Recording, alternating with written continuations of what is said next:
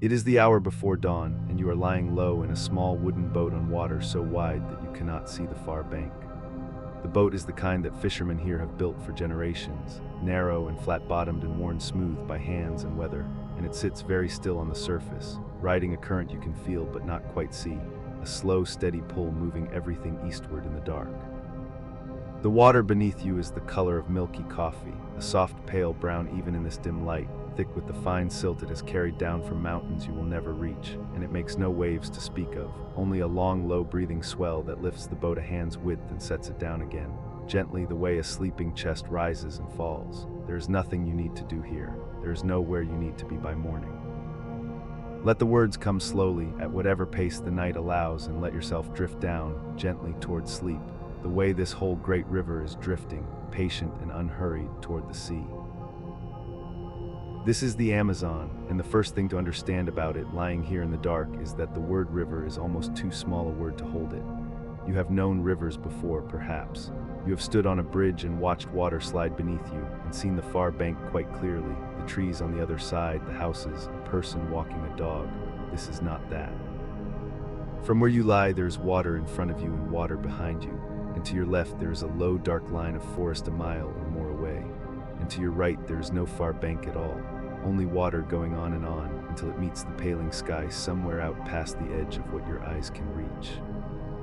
In places along its course, the Amazon spreads so wide that a person standing on one bank simply cannot see the other, and would not know without being told that they were looking at a river at all rather than a sea. The local people have a name for it that is older than the maps. They call it simply the River Sea. And when you are out on it in the gray light before sunrise, with the far shore lost in mist and the water stretching away in every direction, you understand exactly why. Let yourself feel the size of it slowly, without any hurry to take it all in at once. Somewhere beneath the keel of this small boat, more fresh water is moving past you every single second than your mind can easily hold. The Amazon is the largest river on Earth, not the longest, though it very nearly is that too, but the largest by the only measure that truly counts the weight of a river, which is the sheer volume of water it pours out. At its mouth, where it finally reaches the Atlantic, the Amazon discharges somewhere around 209,000 cubic meters of water every second. That number means very little spoken aloud in the dark, so let it settle into you another way. It is about 1/5 of all the fresh water that flows off all the land on Earth and into all the oceans of the world, one single river carrying 1/5 of it. It moves more water than the next 7 largest rivers on the planet combined, the Congo and the Ganges and the Yangtze and the Orinoco and all the rest, all of them poured together, and still the Amazon carries more. You are floating on the largest movement of fresh water anywhere in the world, and it is carrying you so gently that you can barely feel it move. Think for a moment of how that water must have looked from above, in the long ages before anyone could rise high enough to see it. From far up, higher than the highest bird, the river would show itself not as a line, but as a great brown artery winding across an unbroken plain of green, splitting and rejoining around long low islands, throwing off side channels that loop away into the forest and come wandering back, fed all along its length by tributaries that are themselves the size of the world's other famous rivers. Some of these tributaries run dark, the color of strong tea or black coffee, stained by the leaves and roots of the forests they pass through. Others run pale and milky with mountain silt, like the channel you float upon now. And where two such rivers meet, the dark water and the pale water flow side by side for miles before they mix, two different colors held in one bed, a seam down the middle of the surface as clear as a drawn line, the cooler water and the warmer water reluctant to become each other, until at last, far downstream, the river forgets the difference and runs all one color again toward the sea. You will not see that meeting tonight. But it is happening somewhere out there in the dark, as it happens every hour of every day, the rivers joining the river, the water becoming the water. The dawn is coming up gray and soft now, the sky going from black to a deep slate to the faint pearl color that comes before the sun, and the mist is lying low on the water in long pale ribbons, drifting where the current drifts. You can hear the forest waking somewhere off to your left, the first calls of birds you do not know the names of, a low ratcheting hum of insects, a sudden splash near the bank that might be a fish or might be something larger turning over in the shallows, and then quiet again. The air is warm and heavy and full of the green smell of growing things, of wet wood and river mud and a sweetness that drifts out from the trees, and it lies on your skin like a blanket already warm. There is no chill here, even before the sun. This is the equator or near enough, and the air holds its warmth through the night and gives it back to you softly, so that lying in the bottom of the boat you feel held on every side, the warm air above, the warm water below, the slow current carrying you, the boat rocking you, all of it asking nothing of you at all. Follow the water now in your mind, back the way it came, because the story of where this water has been is itself a kind of lullaby, long and slow and reaching across half a continent. The river you are floating on began its life thousands of miles to the west, high in the Andes Mountains, in the thin, cold air where snow lies on the peaks even at the equator. There among the rock and ice, small streams of meltwater gather in the high valleys and begin to run downhill, the way all water runs downhill, finding each other, joining, growing. They tumble down the eastern slopes of the mountains, through cloud forests where the trees are hung with moss and the mist never wholly lifts, and they gather strength and gather company, stream into creek into river, until they spill out at last onto the vast flat lowland that stretches eastward from the foot of the Andes all the way to the sea. And there, on that immense flat plain, they slow and they spread, and they braid together into the great brown channel that carries you now. From the high snowfields of Peru to the warm Atlantic mouth is something on the order of 6,400 kilometers, about 4,000 miles, which makes the Amazon a close rival to the Nile for the title of the longest river on Earth, the two of them trading the crown back and forth depending on exactly where you decide a river truly begins. The water beneath you may have left the mountains weeks ago. It has come a very long way to rock you to sleep tonight. And the river does not travel alone. This is the next thing to let settle over you, lying here in the warming dark, that the Amazon is not really a single river at all, but a vast gathered family of rivers, more than 1,000 of them, flowing in from every direction across an area so large it is genuinely hard to picture.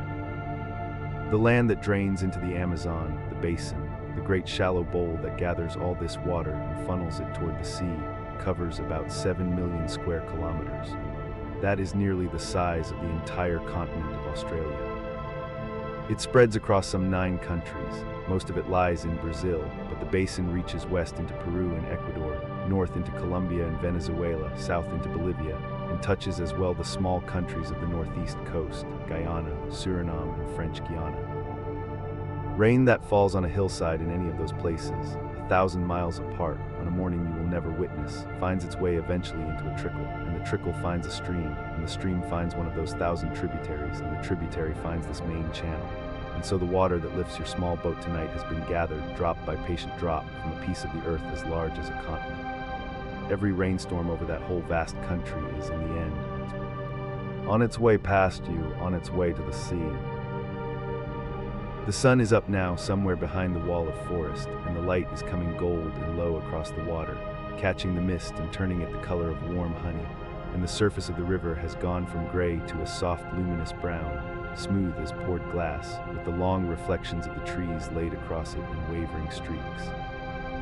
You can see the far edge of the forest more clearly now, off to your left, and it is a wall, truly a wall, a dense unbroken green that rises straight up from the water's edge and goes back and back into the haze with no gap and no break, layer behind layer of trees, the nearer ones sharp and individual, and the farther ones dissolving into a single soft blue-green blur that climbs into the morning sky. This is the other thing the river carries with it, the thing it has made and the thing that has made it, woven together so completely that you cannot truly speak of one without the other. The Amazon holds within its basin the largest rainforest on the face of the earth. Let yourself rest in the scale of that forest the way you rested in the scale of the water, slowly, one piece at a time. The trees of the Amazon rainforest have been counted, as well as such a thing can ever be counted, by careful people working from plots and samples and long patient arithmetic, and the number they arrive at is something near 390 billion individual trees, not species. Individual trees standing now, breathing now, somewhere in that green wall in the unimaginable depth of forest behind it. And those trees belong to something like 16,000 different species, 16,000 different kinds of tree, so many kinds that botanists who have spent their whole lives in that forest still find trees they cannot name, still walk out of the green carrying leaves and seeds that belong to no book yet written. Beneath and among and above those trees lives a tangle of living things so dense and so various that no one has ever finished the inventory, and no one ever will. The birds, the insects, the frogs, the fish in the flooded forest, the great cats moving silent through the shade, the countless small lives in the leaf litter and the canopy and the dark water. It is the richest gathering of life anywhere on the planet, and it is all, every leaf of it, fed by this water. The forest drinks the river, and the river is fed by the forest's rain, around and around, a single breathing system as old as anything alive. And the breathing is more literal than you might think, lying here with the warm, wet air going in and out of your own chest. Those billions of trees draw water up through their roots and let it out through their leaves into the air, an unimaginable quantity of it day after day, so that the forest is forever exhaling moisture into the sky above it. That moisture gathers into clouds, and the clouds let down their rain, and the rain falls back onto the forest and into the rivers, and so the same water rises and falls many times over before it ever reaches the sea, the forest making much of its own weather, breathing its own rain back into itself. There are mornings when you can almost see it, a faint silver haze lifting off the canopy at first light, the forest breathing out, the way you can see your own breath on a cold morning, except this breath is warm, and it is the breath of something the size of a continent. The clouds that will soak some far hillside next week may be standing in the air above this very stretch of forest tonight, gathered from the leaves below, waiting. Nothing here is wasted, nothing here is hurried. The water goes around and takes its time, and the forest and the river and the sky pass it gently between them like something too precious to set down. The boat turns slowly in some unseen eddy, and the far bank swings out of view, and for a long moment there is nothing around you but water and sky and the gold morning mist. Let the river carry the boat where it will. There is no wrong way to drift, and as you drift, follow the water on past you, downstream, eastward, all the way to the end of its long journey, because the end of it is as astonishing as everything that came before. The Amazon does not so much flow into the Atlantic as merge with it across an opening so wide it hardly seems like a mouth at all. Where the river finally meets the sea, its mouth is more than 200 kilometers across, wide enough that an island sits in the middle of it, an island the size of a small country, with its own forests and rivers and towns, surrounded entirely by the parting arms of one river reaching the ocean. And the river does not stop even at the sea. So enormous is the volume of fresh water pouring out that it pushes the salt ocean back before it, and the pale brown plume of the Amazon's water can be traced far out into the blue Atlantic, more than 100 kilometers from any shore, a great fan of river spreading into the sea, fresh enough to drink in places where no land is visible in any direction. Sailors in the old days knew they were nearing this coast, the story goes, when they drew up buckets of fresh water while still out of sight of land, and wondered at it. There is one more thing the sea does to this river at its mouth, and it is worth carrying with you into sleep, because it is the river meeting the moon. Twice a day the Atlantic tide comes pressing in against all that outflowing water, and on certain days when the moon and the season are right, the incoming sea gathers itself against the river's pale flood and rises up into a single wave that runs upstream against the current, a wall of water rolling inland through the river's mouth, on and on for many kilometers, turning the whole river briefly backward beneath it. The people of the coast have known this wave for a very long time and have their own names for it, names that mean something close to great roaring noise, because you can hear it coming, a low sustained sound rolling ahead of the water itself through the still morning. It is the only place in the world where the largest river meets the wide ocean tide in quite this way, the moon reaching down across all that distance to lift the river's own water and send it home again for a while. You are far upstream of all that tonight, far beyond where any tide can reach, in the deep calm middle of the river where the water only ever flows one slow way. But it pleases something in the mind to know that the river you rest on is joined, at its far end, all the way to the moon. And there is another rhythm of this place to feel, slower than the daily turning of light and dark, the great slow breathing of the river across the year.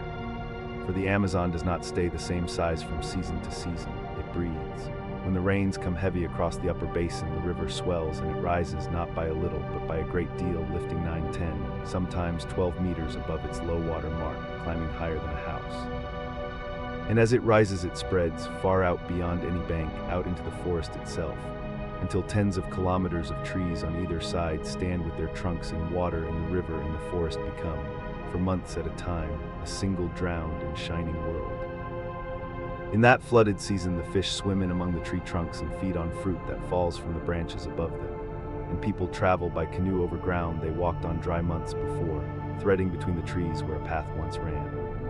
And then the rains ease far away, and slowly the great breath goes out again. The water sinks back down into its channels, and the forest stands once more on dry land, having drunk its fill, until the next year turns and the breath comes in again.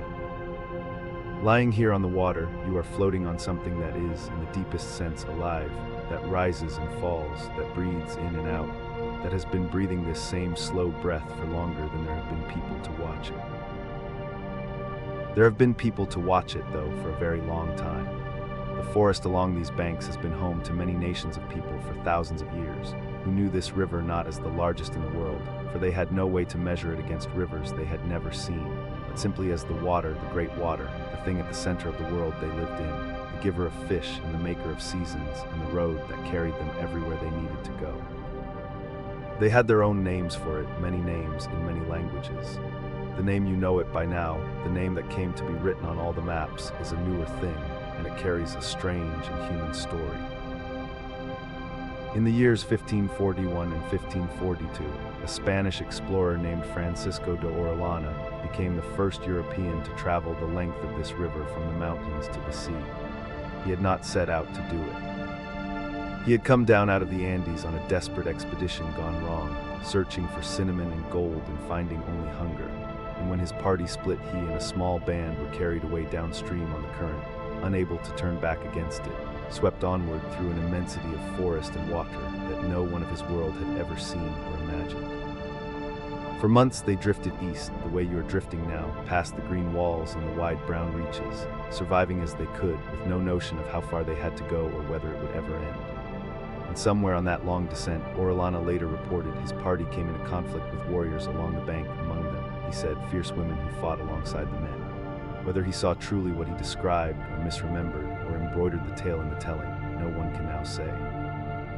But the women warriors he described reminded the men of his time of an old story they all knew, the legend of the Amazons, the warrior women of the ancient Greek myths. And so they began to call the river after them, the River of the Amazons, and the name, like the river itself, simply kept flowing downstream through the centuries until it reached us here tonight. The sun is well up now, and the mist is burning off the water in slow rising threads, and the great river lies open and shining all around you, brown and gold and impossibly wide, breathing its long, slow breath beneath the boat. You do not need to hold any of these numbers in your mind. Let them go gently the way the mist is going. The fifth of the world's fresh water, the 4,000 miles, the 7 million square kilometers, the 390 billion trees, the mouth 200 kilometers wide, let all of them drift downstream and out to sea, and keep only the feeling of them. The simple, warm enormousness of the place that holds you now. The knowledge that you are resting on the largest river in the world, while the largest forest in the world breathes beside you in the sun, climbs slowly into a warm and ancient sky. There is nothing here that asks anything of you. There is only the boat, riding the long, low swell of the current, lifting a hand's width and setting down again, gently over and over, the way a sleeping chest rises and falls. There is only the warm, heavy air and the green smell of the forest and the soft brown water sliding past, carrying you eastward slowly, the way it has carried everything for longer than anyone can say, not by force, never by force, only by the long, patient pull that runs through the whole of it, from the snowfields of the Andes to the wide, warm mouth of the sea. You are part of that drift now. You are being carried gently the way the silt is carried, the way the fallen leaf is carried, the way the whole great river is carried, down and down toward the sleeping sea. Let it carry you. There is nowhere you need to be. There is nothing you need to do. The river knows the way, and it is in no hurry, and neither tonight are you. Let the current have you. Let the boat rock you down. Let the great river breathe you slowly towards sleep. High up, where the air is thin enough that it catches a little in your chest, there is a bare slope of dark rock and old snow, and the cold lies over it like a hand laid flat. There are no trees here. There is nothing tall here at all. There is only the long brown shoulder of a mountain rising into a sky so close and so deep a blue that it seems you could reach up and press your palm against it, and a wind that moves across the scree without hurry, and underneath everything, very faint, a sound you have to grow still to hear, a trickle. A thread of water no wider than a finger, sliding out from beneath a tongue of ice and slipping down over the cold stone, gathering itself into a crease in the rock, falling drop by drop into the next small hollow below. That is all it is, a seep, a weeping of snowmelt off a high peak in the Peruvian Andes, somewhere around 18,000 feet above the distant sea. And yet this thin cold thread, sliding off this bare slope tonight, is the beginning of the largest river on Earth. Let yourself stand here a moment in the thin air and the great quiet and watch the first drop fall. There is nowhere you need to be. Let the words come slowly and let yourself begin to drift down towards sleep, the way the water drifts down off the mountain, gently, without effort, simply following the slope of things. This is where it starts, not in the green heat you might imagine when you think of the Amazon, not among the great trees and the brown flood and the heavy air, but here in the cold on the roof of South America, on a mountain whose name is Nevado Mismai. The peak rises to around 5,597 meters, which is some 18,363 feet, and near its summit, a small glacial stream comes out of the ice and the snowfields and begins to run downhill. For a long time, no one could say with certainty exactly which trickle, which gully, which high cold seam of meltwater was the true and farthest source of the Amazon, and people argued about it, gently and not so gently, for the better part of a century.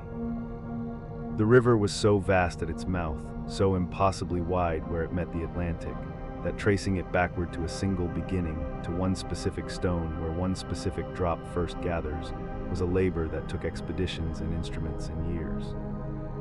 But over the course of the 1990s and into the 2000s, careful surveyors with their satellite measurements and their patient fieldwork came to settle, as much as such a thing can be settled, on this mountain and its small high stream as the most distant source, the point farthest by the river's own winding length from the sea into which it finally pours. So this is the place, this cold seep on Mismai. This is as far back as the great river goes. Picture how little it is here at the start. You could step across it. You could dam it with the side of your boot. It moves over the rock without any sense of its own importance, the way all small streams move, finding the lowest line, pooling and spilling, threading down the mountainside through a country of stone and tough grass and thin air. There are no fish in it yet. There are no boats, no people, no green tangle of forest pressing in at the banks. There is only the water and the cold and the immense silence of high places, and the slow, patient, downhill logic that water has always obeyed, the simple, unarguable pull that says down and down and down again toward the lowest place it can find. And the lowest place, though the water cannot know it and does not need to know it, is an ocean 4,000 miles away, on the far side of an entire continent. Let that settle over you, soft and slow. Everything that the Amazon will ever become, every flooded forest, every brown mile of current, every fish and turtle and drifting island of weed, every drop of the great river that we will travel beside through this long quiet night, all of it begins as this, as snowmelt, as a thread of cold water sliding off a mountain in the dark, doing nothing more remarkable than going downhill. It is worth pausing too on how hard won that knowing was, how long it took before anyone could point to this exact slope and say, here, this is the beginning. The mouth of the Amazon was known to the wider world for centuries. Sailors had marveled at it, at the way the river pushed its fresh brown water so far out into the Atlantic that you could dip a bucket over the side and drink from it while still out of sight of any shore. But a mouth is an easy thing to find, a source is not. To follow a river of that size backward against the current, up through a continent of forest and then up into a wall of mountains, sorting at every fork which branch ran longer and farther and higher, that was the work of generations. Explorers traced the wrong tributaries. Maps disagreed with one another for decades. Different rivers were each named the true headstream at different times, each claim made in good faith, each later questioned. It was only when surveyors could stand on a peak and measure with instruments that read the sky, comparing the lengths of competing branches drop for drop, that the argument quieted and the small stream off this particular mountain came to be accepted as the farthest one of all. So when you watch that first drop fall here in the dark, you are watching a thing that took people hundreds of years to find. It was always here doing exactly this, long before anyone knew where to look. The mountains themselves are worth knowing because the river could not exist without them. These are the Andes, the longest continental mountain range in the world, a great spine of rock that runs down the entire western edge of South America, some 4,300 miles from the warm top of the continent to its cold and stormy tail, unbroken, the longest such range on the face of the earth. They were pushed up over tens of millions of years as one great slab of the planet's crust ground slowly beneath another, lifting the land into peaks and ridges and high cold plateaus, and they stand now like a wall down the side of the continent, catching the weather, dividing the dry coast from the wet interior, holding their snow and their glaciers up in the thin air where the cold can keep them. It is these mountains that gather the moisture. It is these mountains that catch the snow and hold it through the dry months and let it go drop by drop through the warmer ones. And it is these mountains, slowly wearing away under their own weather, that give the great river its color and its substance in a way we will come to in a little while. Without the Andes, there would be no Amazon, only a low, warm plain with rain falling on it and no great cold reservoir up above to feed the rivers through the dry season. The mountain makes the river. Remember that as the water slides down past you in the dark, the cold, high stone is the river's true parent. Follow the water down now. Follow it the way you might follow a thought as you fall asleep, not driving it, just letting it lay, letting one thing become the next. A little trickle off Miss Mai runs down and joins other trickles, other seeps off other slopes, and they braid together into a small stream, and the small stream cuts down through the high country and meets more water still, and somewhere in that gathering the river earns its first true name. It becomes the Apurimac. It is a word from the old language of these mountains, the language of the people who lived here long before the river had any of the names we give it now, and it is often said to mean something like the speaking god or the oracle, the river that talks, and if you have ever stood beside a young mountain river running fast over its stones, you know exactly why. It does talk. It roars and mutters and hisses in its gorge, a constant voice rising off the white water, never quite the same from one moment to the next, never silent. The Apurimac is no longer a trickle. It is a river now, young and steep and loud, falling fast through some of the deepest canyons in the world, cutting down into the rock as it goes. This is the river's wild youth, and it is steep almost beyond imagining. In its first long descent off the mountains, the Amazon's headwaters drop thousands of meters, falling and falling through steep gorges, through canyons whose walls rise so high and so close that the sky becomes a narrow, bright ribbon far overhead, through country that softens as it descends from bare cold rock into the strange green world of the cloud forest. You feel the change as the water carries you down through it. The air thickens and warms. The first stunted trees appear, and then taller ones, and then the slopes go green and dense and wet, wrapped in mist that hangs in the valleys and drips from every leaf, a forest that lives on the clouds that snag against the mountainside. The water that was so cold and clear up on the peak grows louder and browner and more powerful with every mile, fed by the rains and by 1,000 smaller streams pouring in from either side, swelling, gathering force, hurrying down the great staircase of the eastern Andes toward the lowlands it cannot yet see. Linger a moment in that cloud forest because it is one of the gentlest places on the whole long road down. It sits in a band along the eastern flank of the mountains, where the warm, wet air rising up from the lowland forest meets the cold of the heights and gives up its moisture, so that the slopes are almost always wrapped in cloud, not rain exactly, but a soft, suspended dampness that beads on every surface and never quite lets go. Everything here drips. The trees are shorter than the giants of the lowland, their trunks bent and shaggy, every branch furred with moss and hung with ferns and small bright orchids and the slow green patience of things that grow in perpetual mist. Water gathers on the leaves and runs down the stems and falls to the ground and finds the stream, so that even on a day without rain the forest is feeding the river, wringing the cloud out drop by drop and handing it down to the water. It is a hushed and cushioned world sound swallowed by the wet leaves, the light gone soft and gray-green and even. The young river runs through it loud and cold, but the forest around it is the quietest kind of place there is, a place built entirely out of mist and patience and slow green growing, all of it laning in its own unhurried way toward the stream. And as it goes, it changes its name again, the way a river will. The Apurimac, gathering still more water, becomes the Een. The Een, joined by yet more, becomes the Tambo. The Tambo runs on and becomes the Ucayali, a great brown river now, broad and serious, carrying the weight of all that mountain water down off the last of the high country and out, at last, onto the flat. And out on that vast lowland plain, the Ucayali, having come all this way down from the cold stream on Miss Mai, meets another great river coming down from the north, the Marañón, which has gathered its own long flow from its own reach of the Andes, and where those two waters join on the wide green floor of the basin near the Peruvian town of Nada, the river that began as a thread of snowmelt finally takes the name by which the whole world knows it. There, at that meeting, it becomes the Amazon. Everything before that was a beginning. From there on, it is the great river itself, running east across the breadth of a continent toward the distant sea. Let yourself rest in that for a moment, the long becoming of it. The river does not arrive at itself all at once. It assembles slowly, over hundreds of miles and thousands of meters of falling, gathering name after name and stream after stream, growing from the trickle you could step across into a flood you could lose a ship upon, and it does all of it without hurry and without doubt, simply following the slope of the land down toward the only place water ever wants to go. There is a kind of patience in that which is good to hold near you in the dark. The river is in no rush. It has all the time there is. It will get where it is going, drop by drop and mile by mile, and so, in your own slow time, will you. Now here is the thing about that long descent, the thing worth holding on to as you sink down toward sleep. Almost all of the falling happens at the start. The river spends its height early. In those first wild stretches through the Andes, in the gorges of the Apurimac and the rush of the cloud forest, the water gives away nearly all of the great elevation it began, with thousands of meters surrendered in a few hundred miles of steep and roaring descent.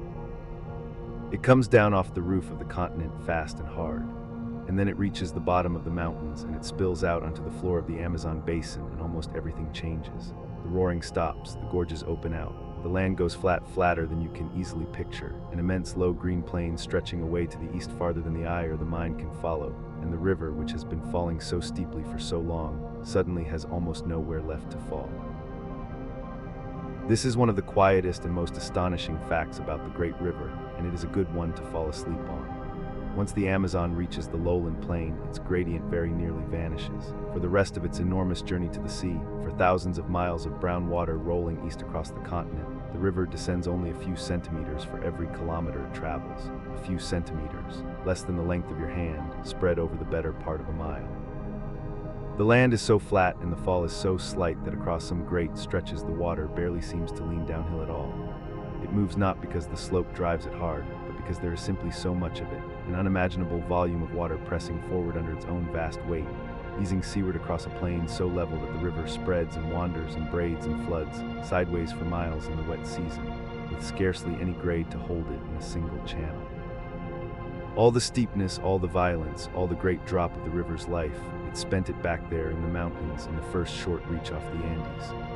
By the time it has become the Amazon proper, the broad brown giant the world imagines, it is moving almost on the level, sliding toward the Atlantic across a tabletop of a continent with hardly any downhill left to give. There is something deeply restful in that picture if you let it reach you.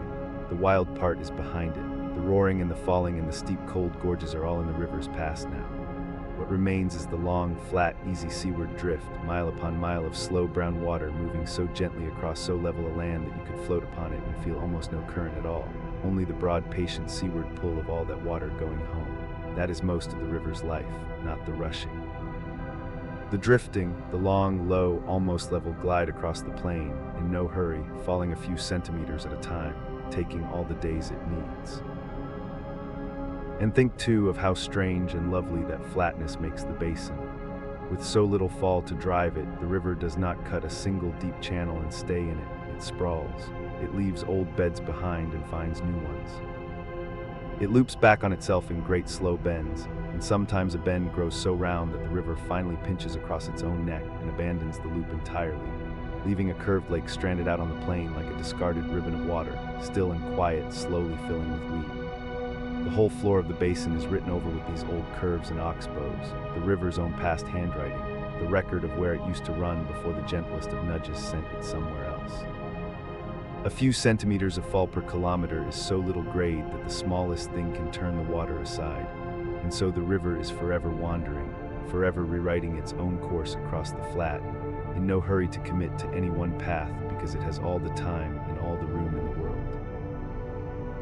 But come back up the mountain once more before you sink too far, because there is one last thing the high country gives the river, and it is the thing that will color everything we see together over the hours ahead. Reach down in your mind and touch the water in the lowland Amazon, the great brown flood far below the mountains, and notice that it is brown. Tan, really, the color of milky coffee, the color of the earth itself stirred into the water. The Amazon and its great sister rivers that drain the Andes are what scientists call whitewater rivers, though white is a strange word for water that color. What they mean is that the water is heavy with sediment, thick with fine pale silt and clay and ground-up rock held in suspension, so much of it that you cannot see your hand a few inches below the surface. and that sediment comes from up here. It comes from the mountains. The Andes are young as mountains go and steep, and they are wearing away under their own rain and snow and frost, crumbling grain by grain, and the fast cold rivers of the headwaters pick up that ground stone and carry it down an immense freight of mountain, dissolved and suspended and borne along by the water, and spread it out across the whole basin and finally out into the sea. The brown of the Amazon is the Andes themselves, traveling. Every 10 mile of that great river is carrying a little of the mountain down to the ocean, the way it has for millions of years, slowly taking the high cold peaks apart and laying them down again across the lowland and the sea floor. And it is the rains that drive the whole machine. Up here in the high country and out across the basin below, the year turns on a wet season and a dry one, and the river breathes with them. In the wet months, the rains come down in earnest, and the snowfields and glaciers give up their meltwater, and 1,000 streams swell and roar, and the great river below rises and spreads and floods out sideways across the plain for miles. In the dry months, the rains ease and the rivers fall back toward their channels and the floods withdraw. But the mountains hold the year together. The high snow and the glaciers act as a great cold reservoir, storing the water of the wet season up in the thin air as ice, and letting it go slowly through the leaner months so that even when the rains are scarce, the thread of meltwater off the peak does not stop. The trickle off Miss Mai keeps trickling. The river keeps running. The mountain keeps feeding it patiently, drop by cold drop, all the year around, the way it has done for longer than there have been people to watch. So that is the beginning of it, the whole long birth of the greatest river on earth, from the first drop of snowmelt off a cold bare slope to the broad brown flood easing seaward across the flat. And you can carry all of it down with you into sleep now, gently, the way the water carries the mountain down to the sea. Hold the high quiet first, if you like, the thin clear air, the dark rock, the old snow, the immense silence of the peak, and the single thread of water sliding out from under the ice and beginning, without any fuss, to go downhill. Then let it lead you down, the way it led itself down, gathering as it goes. A stream, then the loud young Apurimac in its deep gorge, then the green dripping hush of the cloud forest, then the Een and the Tambo and the broad brown Ucayali coming down onto the flat, then the meeting with the Marañón near Nauta, where the river finally becomes the Amazon and turns its face toward the far-off Atlantic. Let it carry you all the way down out of the cold and into the warm green lowland, where the gorges open and the roaring stops and the land goes flat, and the great river settles into its long, slow, almost level drift toward the sea. There is nothing here that asks anything of you. The river does not need you to do anything but rest beside it. It has been finding its way down off this mountain for millions of years, and it will keep finding its way down long after this night is over, drop by drop, mile by mile, name by name, in no hurry at all. The snow will keep melting on the high peak. The thread of water will keep sliding off the cold stone in the dark. The Apurimac will keep talking in its gorge. The brown flood will keep easing seaward across the flat, falling its few quiet centimeters with every slow kilometer, carrying its freight of dissolved mountain down toward the waiting ocean. All of it going on without you, asking nothing, simply following the long downhill logic of water toward the lowest and farthest place there is. So let the high cold air thin and soften around you. Let the trickle become a stream and the stream become a river and the river become the great brown patience of the lowland flood. Let yourself follow it down gently, the way the water follows the slope with no effort and no doubt, simply leaning into the long, slow seaward drift of things. The mountain is behind you now. The steep part is over. There is only the warm, flat country ahead and the broad, easy water moving through it and the long, quiet hours of the river going home. Drift down with it. There is all the time there is. The river is in no hurry, and tonight neither are you. You are drifting now in a narrow canoe between the trunks of trees, and there is no ground beneath you. There should be ground. By every ordinary reckoning of where a forest ends and a river begins, you ought to be standing on dark earth among these trees, looking up into their crowns. Instead, the water has risen to meet them, and you float among them as if among the masts of a sunken fleet, the dark surface holding their reflections so perfectly that the trees seem to grow both upward into the green canopy and downward into a second forest of shadow. The water is the color of strong tea, of weak coffee, of something steeped a long time and left to cool, and it is so still that the dip of the paddle sends a single slow ring widening out across it, touching one trunk and then the next, until it loses itself somewhere in the dim aisles of the drowned wood. There is nothing here you need to do tonight. There is nowhere you need to be. Let the canoe carry itself wherever the soft current wishes, and let your eyes go half closed in the green underwater light, and let yourself drift down, gently, the way the forest itself has drifted down beneath the water, towards something deep and quiet and slow. This is the flooded forest of the Amazon, and it is one of the strangest and most peaceful places on the whole green earth, because it is a forest that has agreed to become a river for half of every year, and then to become a forest again over and over, as it has for longer than there have been people to paddle through it. You may have grown up thinking of a river as a thing with banks, a ribbon of water held inside two edges of land, the way a road is held inside its shoulders. And many rivers are like that, but the Amazon is not a road. The Amazon is something closer to a breathing thing, a vast, slow animal of water that swells and shrinks with the seasons, and when it swells, it does not stay inside its banks. It cannot, there is far too much water for that. It climbs up out of its channel and walks out sideways into the forest, quietly, without violence, rising a little each day, until the trees that stood on dry land in the months of low water are standing waist deep, then chest deep, then drowned nearly to their crowns, and the forest floor where the deer walked and the seeds fell is now a still dark lake roofed over with leaves. Let yourself feel the slow arithmetic of that rising, because it is gentler than you might think. The flood does not come as a wall. It comes as a pulse, a long, slow swelling that takes months to reach its height, and the people who live here call it exactly that, the flood pulse, the great annual breath of the river drawn in and held and let out again. Each year, on average, the water climbs somewhere between 9 and 12 meters higher than its lowest level. Picture that slowly.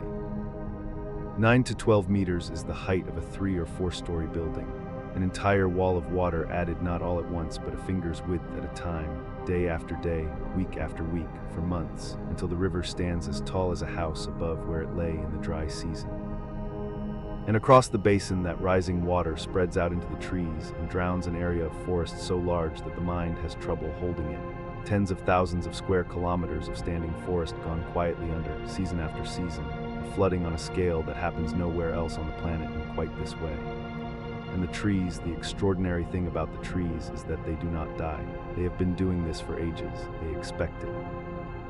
Some of them will stand with their roots and trunks underwater for 5 months, 6 months, half the year and more, holding their breath in a way that no ordinary tree could survive. And when at last the water draws back down, they simply go on growing as though nothing had happened, as though spending half their lives underwater were the most natural arrangement in the world, which for them it is. Trail your fingers in the dark water now and lift them, and look at how the water beads and runs from your skin stained faintly amber, like the last inch of tea in a cup, and understand that this color is itself a story, one of the 2 great stories of the flooded forest. For there are 2 kinds of these drowned woods, and the people who study them have given them 2 soft names, and the difference between them is written in the color of the water. The water you are drifting on tonight is black water, and the forest it has flooded is called agapo. The blackness is not dirt, and it is not pollution. It is tea, in the most literal sense you can imagine. As the leaves of the forest fall and lie in the slow water and break down, they release their tannins, the same family of compounds that color the tea in your cup and the wine in a glass. And over countless years, these tannins have steeped the water dark, a deep, clear reddish black, transparent as good tea when you hold a little of it up to the light, but black as strong coffee when it lies deep and still beneath the trees. The greatest of all the Blackwater rivers is the Rio Negro, the Black River, and its name is simply the plain truth of what your eyes report. Where it runs, the water is dark and clear and steeped, and it is poor, nutrient-poor, hungry water, because the granite hills and ancient sands it drains have long since given up most of what they had to give. So the agapo it floods is a quieter, sparser, more patient kind of forest, living carefully on very little. And then there is the other kind, which you cannot see from where you float tonight, but which lies not far away across the basin, a forest flooded by water of an entirely different character. That water is the color of milky coffee, of calf latte, of a road after rain, a pale opaque tan, and it is called white water, though it is not white at all, but rather thick and pale with sediment, with fine silt and clay ground down from the high young mountains of the Andes far to the west, and carried 1,000 miles and more down the rivers to spread out across the lowlands. The forest that this rich pale water floods is called Varzea, and the Varzea is the fertile one, the productive one, the generous one, because every flood season the white water lays down a fresh skin of mineral silt across the drowned forest floor. a new gift of fertility delivered free each year the way the Nile once delivered its black gift to the fields of Egypt. So you have these two flooded forests living side by side in the same vast basin, born of the same annual flood, and yet utterly different in their natures, the dark, hungry agapo steeped in tea and living on patience, and the pale, rich varzea fed on mountain silt and living in abundance. And the whole secret of telling them apart is written for you in nothing more than the color of the water you trail your hand through in the dark. There is a place where the two waters meet, and it is worth holding in your mind for a moment as you drift, because it is one of the quietest wonders of this whole country. Where the dark, steeped water of the Rio Negro comes down to join the pale, silt-laden water of the great main river, the two do not mingle at once. They run alongside each other for kilometer after kilometer, the black and the tan flowing side by side in the same channel. A clean wandering seam laid down the middle of the river where you could trail one hand in tea-dark water and the other in milky tan. The two refusing to blend because they differ in their temperature and their speed and their density. The dark water cooler and slower, the pale water warmer and quicker. Each keeping to its own side as though some patient hand had drawn a line on the surface and asked them kindly to wait. The people here call it the meeting of the waters, and travelers have marveled at it for centuries. Two great rivers running together in one bed and yet staying themselves, mile after mile, before at last, far downstream, the turning and the mixing slowly takes them, and they become one river going to the sea. Let that image lie in you, the dark and the pale flowing gently side by side, neither one hurrying the other, two natures sharing a single channel and in no rush at all to become the same. Let the canoe drift on a little deeper among the trunks, into the dim green cathedral where the light comes down through the canopy in long soft shafts and lies on the black water in pools of gold. It is very quiet here. Sound behaves strangely in the flooded forest, soft and close and muffled, the water swallowing the small noises and the trees swallowing the rest, so that a bird calling somewhere off in the canopy seems to come from no particular direction, only from the green air all around.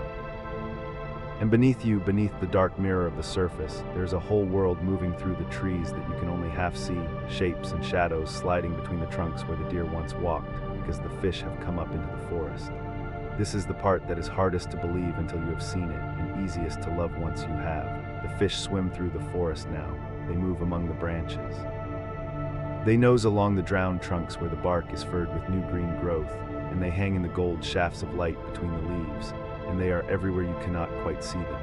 A forest full of fish where 6 months from now there will be a forest full of dry leaves and walking animals and your own 2 feet on solid earth. And the most wonderful of these forest-swimming fish has a name worth knowing as you drift, because it does something so improbable and so gentle that it sounds invented. It is the tambaqui, a great round deep-bodied fish, broad and heavy and dark, that can grow to the size of a car tire and the weight of a grown child, and it swims up into the flooded forest in the season of high water not to hunt other fish but to eat fruit in the trees underwater. For when the flood rises into the crowns, the trees of the varzea and the agapo are fruiting, dropping their fruits and their hard, heavy seeds down into the water, and the tambaqui cruises slowly through the drowned canopy actually listening, for the soft plip of a falling fruit striking the surface somewhere off in the green dimness, and then it moves toward the sound and takes the fruit in a mouth lined with broad, flat, crushing teeth shaped almost like a person's molars. Built for cracking the toughest seeds and nuts the forest can make, picture that for a moment in the slow dark. A fish the size of a child, hanging in the underwater forest, turning its head at the sound of a falling fruit, swimming gently up through the branches to eat it. There is nothing like it on a dry continent. It belongs entirely to this drowned world. And here is the quiet miracle hidden inside it, the thing that ties the whole flooded forest together into one living, breathing system, and you can let it carry you down toward sleep the way a current carries the canoe. When the tambaqui eats the fruit, it swallows the seeds, and it carries them swimming, sometimes for miles through the flooded forest before the seeds pass through it unharmed and settle down into new mud in a new place, far from the parent tree, where they may one day grow. The fish is planting the forest. The fish is the gardener of the trees that feed it. The scientists who study this have a beautiful, slightly clumsy word for it, ichthyotry, which means simply seed dispersal by fish. And it turns out that across these flooded forests, the fish are among the most important seed dispersers of all, more important in many places than any bird or any monkey or any wind, carrying the seeds of dozens upon dozens of kinds of trees out across the drowned world during the months of high water and sowing them as they swim. The forest feeds the fish with its fruit, and the fish in return carry the forest's children out into the world to grow. It is a bargain struck in the dark water countless ages ago and renewed every single flood season since. A tree and a fish leaning on each other across the strange threshold where forest becomes river and river becomes forest, each one quietly keeping the other alive. And the trees, for their part, have learned across long ages to hold up their end of the bargain, to survive the very thing that would drown any ordinary wood. Consider, as the canoe drifts, what it actually asks of a tree to stand half the year underwater. A tree breathes through its roots as much as through its leaves, drawing oxygen from the spaces in the soil, and when the flood comes, those spaces fill with water and the air is shut away, and most trees, deprived that long, would simply suffocate and rot. But the trees of the flooded forest have answered the flood a dozen quiet ways. Some slow their living almost to a stop while the water is high, shedding their leaves, ceasing to grow, waiting out the underwater months in a kind of patient half-sleep, much as a northern tree sleeps out the frozen winter. Only these trees sleep out a season of water instead of a season of cold. Some grow special tissues, soft and spongy, that carry air down their trunks to the drowned roots like a diver's slender hose. Some time the ripening of their fruit to the very height of the flood, so that when the seeds drop, they fall not onto barren ground, but into water full of hungry, helpful fish. And the seeds themselves have learned to wait, to lie unharmed in the dark water for weeks, even to be carried in a fish's belly and come out whole and ready. Nothing here fights the flood. Everything has folded the flood into the shape of its own life, made a partner of it, made a season of it. The way you have learned without ever deciding, to that the dark and the quiet of the night are the proper time to let go and rest.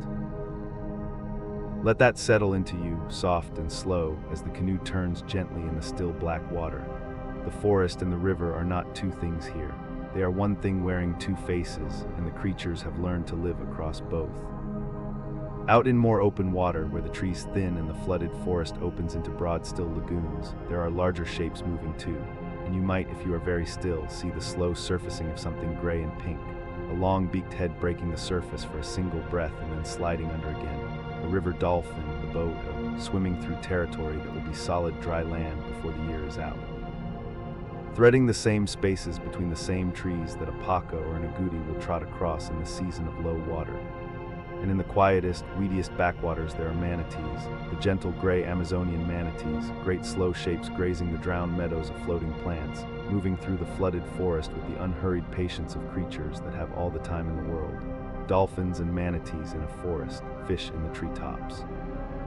The water rising and then slowly drawing back down, and the whole cast of creatures moving with it, up into the trees on the rising flood and back down to the channels as it falls, following the great slow breath of the river the way you are following, right now, the slow soft pull of sleep. And on the surface of the broad still lagoons, lying flat upon the dark water in the open places where the sun comes down, there are the lilies, and you should let yourself see them last of all, because they are the gentlest sight in the whole flooded world. The great water lily of the Amazon is called Victoria Amazonica, and its leaves are not the small floating coins you might picture on a garden pond. They are enormous. They are platters, they are tables, they are wheels of green floating flat upon the water, broad enough across that a small child could lie down on one, pads that can grow to nearly 3 meters wide, their rims turned up all around in a low green wall like the edge of an enormous shallow tray, ribbed underneath with a great frame of thick spoked veins that hold them rigid and afloat. They lie scattered across the dark lagoon by the dozen, by the 100 vast green discs resting on the black mirror of the water, and among them at evening the flowers open, huge and pale and sweet-smelling, white on the first night they bloom and then blushing pink by the second, opening in the dusk and closing again by morning, floating among their great green pads in the failing light like lamps set out upon the water. Let your eyes rest on them as the light goes. Let the great pads float there, untroubled, perfectly still, each one resting on the dark water with nothing to do but float and catch the sun and hold up its rim against the night. This rhythm, this rising and falling, this turning of forest into river and river back into forest, is the deepest fact of life all through this country, and the people who have lived here for thousands of years have shaped their whole lives around it, gently, the way you shape your breathing around sleep. They do not fight the flood. No one could fight a flood that rises 4 stories into the trees. They move with it. They build their houses on stilts, or they build them to float, and they read the water the way other people read a clock, knowing by the height of it on a known trunk how far the season has turned. When the water is high and the fish are scattered far and wide through the flooded forest, hidden among 10,000 trunks, fishing is hard and lame, and they wait. And when the water begins to fall, when the great pulse breathes out and the flood draws back down toward the channels, the fish are funneled back out of the forest into the shrinking pools and the narrowing waters, concentrated, gathered, and the fishing turns rich, and the people who timed their lives to the falling water are there to meet it. They travel by the water too, paddling between villages across what will be forest floor in a few months' time, taking shortcuts in their canoes straight through the drowned woods over the tops of paths they will walk on dry feet when the year turns. Their calendar is not printed. It is written in the rise and fall of the river, and they have been reading it fluently for longer than any book has existed. So let the year turn now slowly in your mind and feel how kind the rhythm is. The water rose all those weeks, a finger's width a day, climbing the trunks, drowning the forest floor, lifting the fish up into the canopy, carrying the dolphins in among the trees, floating the great lily pads out across the new lagoons, and the whole forest held its breath and lived its underwater life, patient and unhurried, half a year submerged. And then, just as slowly the breath let out, the water began to fall. The trees came back up into the air, dripping and dark, draped with the silt and the marks of the high water. The fish followed the falling river back down toward the channels, their bellies full of seeds, sowing the next forest as they went. The forest floor came back, soft and rich and new fertilized, ready to grow. And the people in their stilted houses watched the line of the water drop down the familiar trunk and knew that the good fishing was coming, and that soon they would walk again on ground that tonight is far beneath your canoe. There is nothing here to fear and nothing here to do. The flood comes when it comes and goes when it goes, and it has been doing so since long before anyone was watching, and it will go on doing so long after this night has passed out of memory. You do not have to hold the canoe steady. You do not have to find your way back. The water knows where everything goes. The fish know how to find the fruit, and the trees know how to find the air, and the people know how to read the line on the trunk. And none of it asks anything of you tonight except that you let yourself float here a little longer in the dim green light among the drowned trees, on water the color of cooling tea, while the slow ring of your last paddle stroke widens out and out and is finally lost among the trunks. Let the canoe drift, let it turn wherever the soft current turns it. The great lily pads are floating on the dark water somewhere off through the trees, and the pale flowers are opening into the dusk, and far out in the open lagoon a dolphin breaks the surface for one slow breath and slides under again without a sound. A fruit falls somewhere with a soft plip into the black water, and a great round fish turns its head toward the sound and moves gently up through the drowned branches to find it. The trees stand half submerged and patient, breathing through the long flood as they have for ages, in no hurry at all for the water to fall. And you are among them, held on the still dark surface, neither on the river nor in the forest, but in that gentle place between them where the two have become one thing, sinking slowly now, the way the forest sank beneath the rising flood, quietly without struggle, into the deep and tea-dark stillness. Let the water hold you. It has held the trees for half of every year for longer than anyone can count, and it never once let them drown. It will hold you just as gently. There's the soft green light going down through the leaves, and the slow widening rings on the dark still water, and the patient drowned trees standing all around you in the quiet, and somewhere far off the falling fruit and the turning fish and the breath of the dolphin. And beneath all of it, the long, slow pulse of the river breathing in and breathing out across the whole vast forest, in and out, rising and falling, the oldest and gentlest rhythm in all this green and flooded world. Breathe out slowly with the falling water. Let yourself sink gently among the patient trees. You are safe, you are floating, you are almost there. You are lying along a broad branch some 30 meters above the forest floor, higher than a 10-story building, though you would never know it because there is no floor to see. When you look down past your own resting hand, past the curve of the bark beneath you, there is only green going darker and darker into shadow, layer folding under layer, until the bottom of the world is lost entirely in a soft brown dimness you cannot reach with your eyes. The branch is wide as a footpath and warm with the morning, furred along its top with moss and small ferns, and it holds you the way a strong arm holds you without effort, as if it has been waiting 100 years for someone to come and rest exactly here. The light comes down through the leaves in long green shafts, filtered and gentled, so that everything around you glows the color of shallow water with the sun behind it. There is nothing you need to hold on to tonight. Let your weight go into the branch, and let the green light pour slowly over you, and and let yourself drift gently down towards sleep.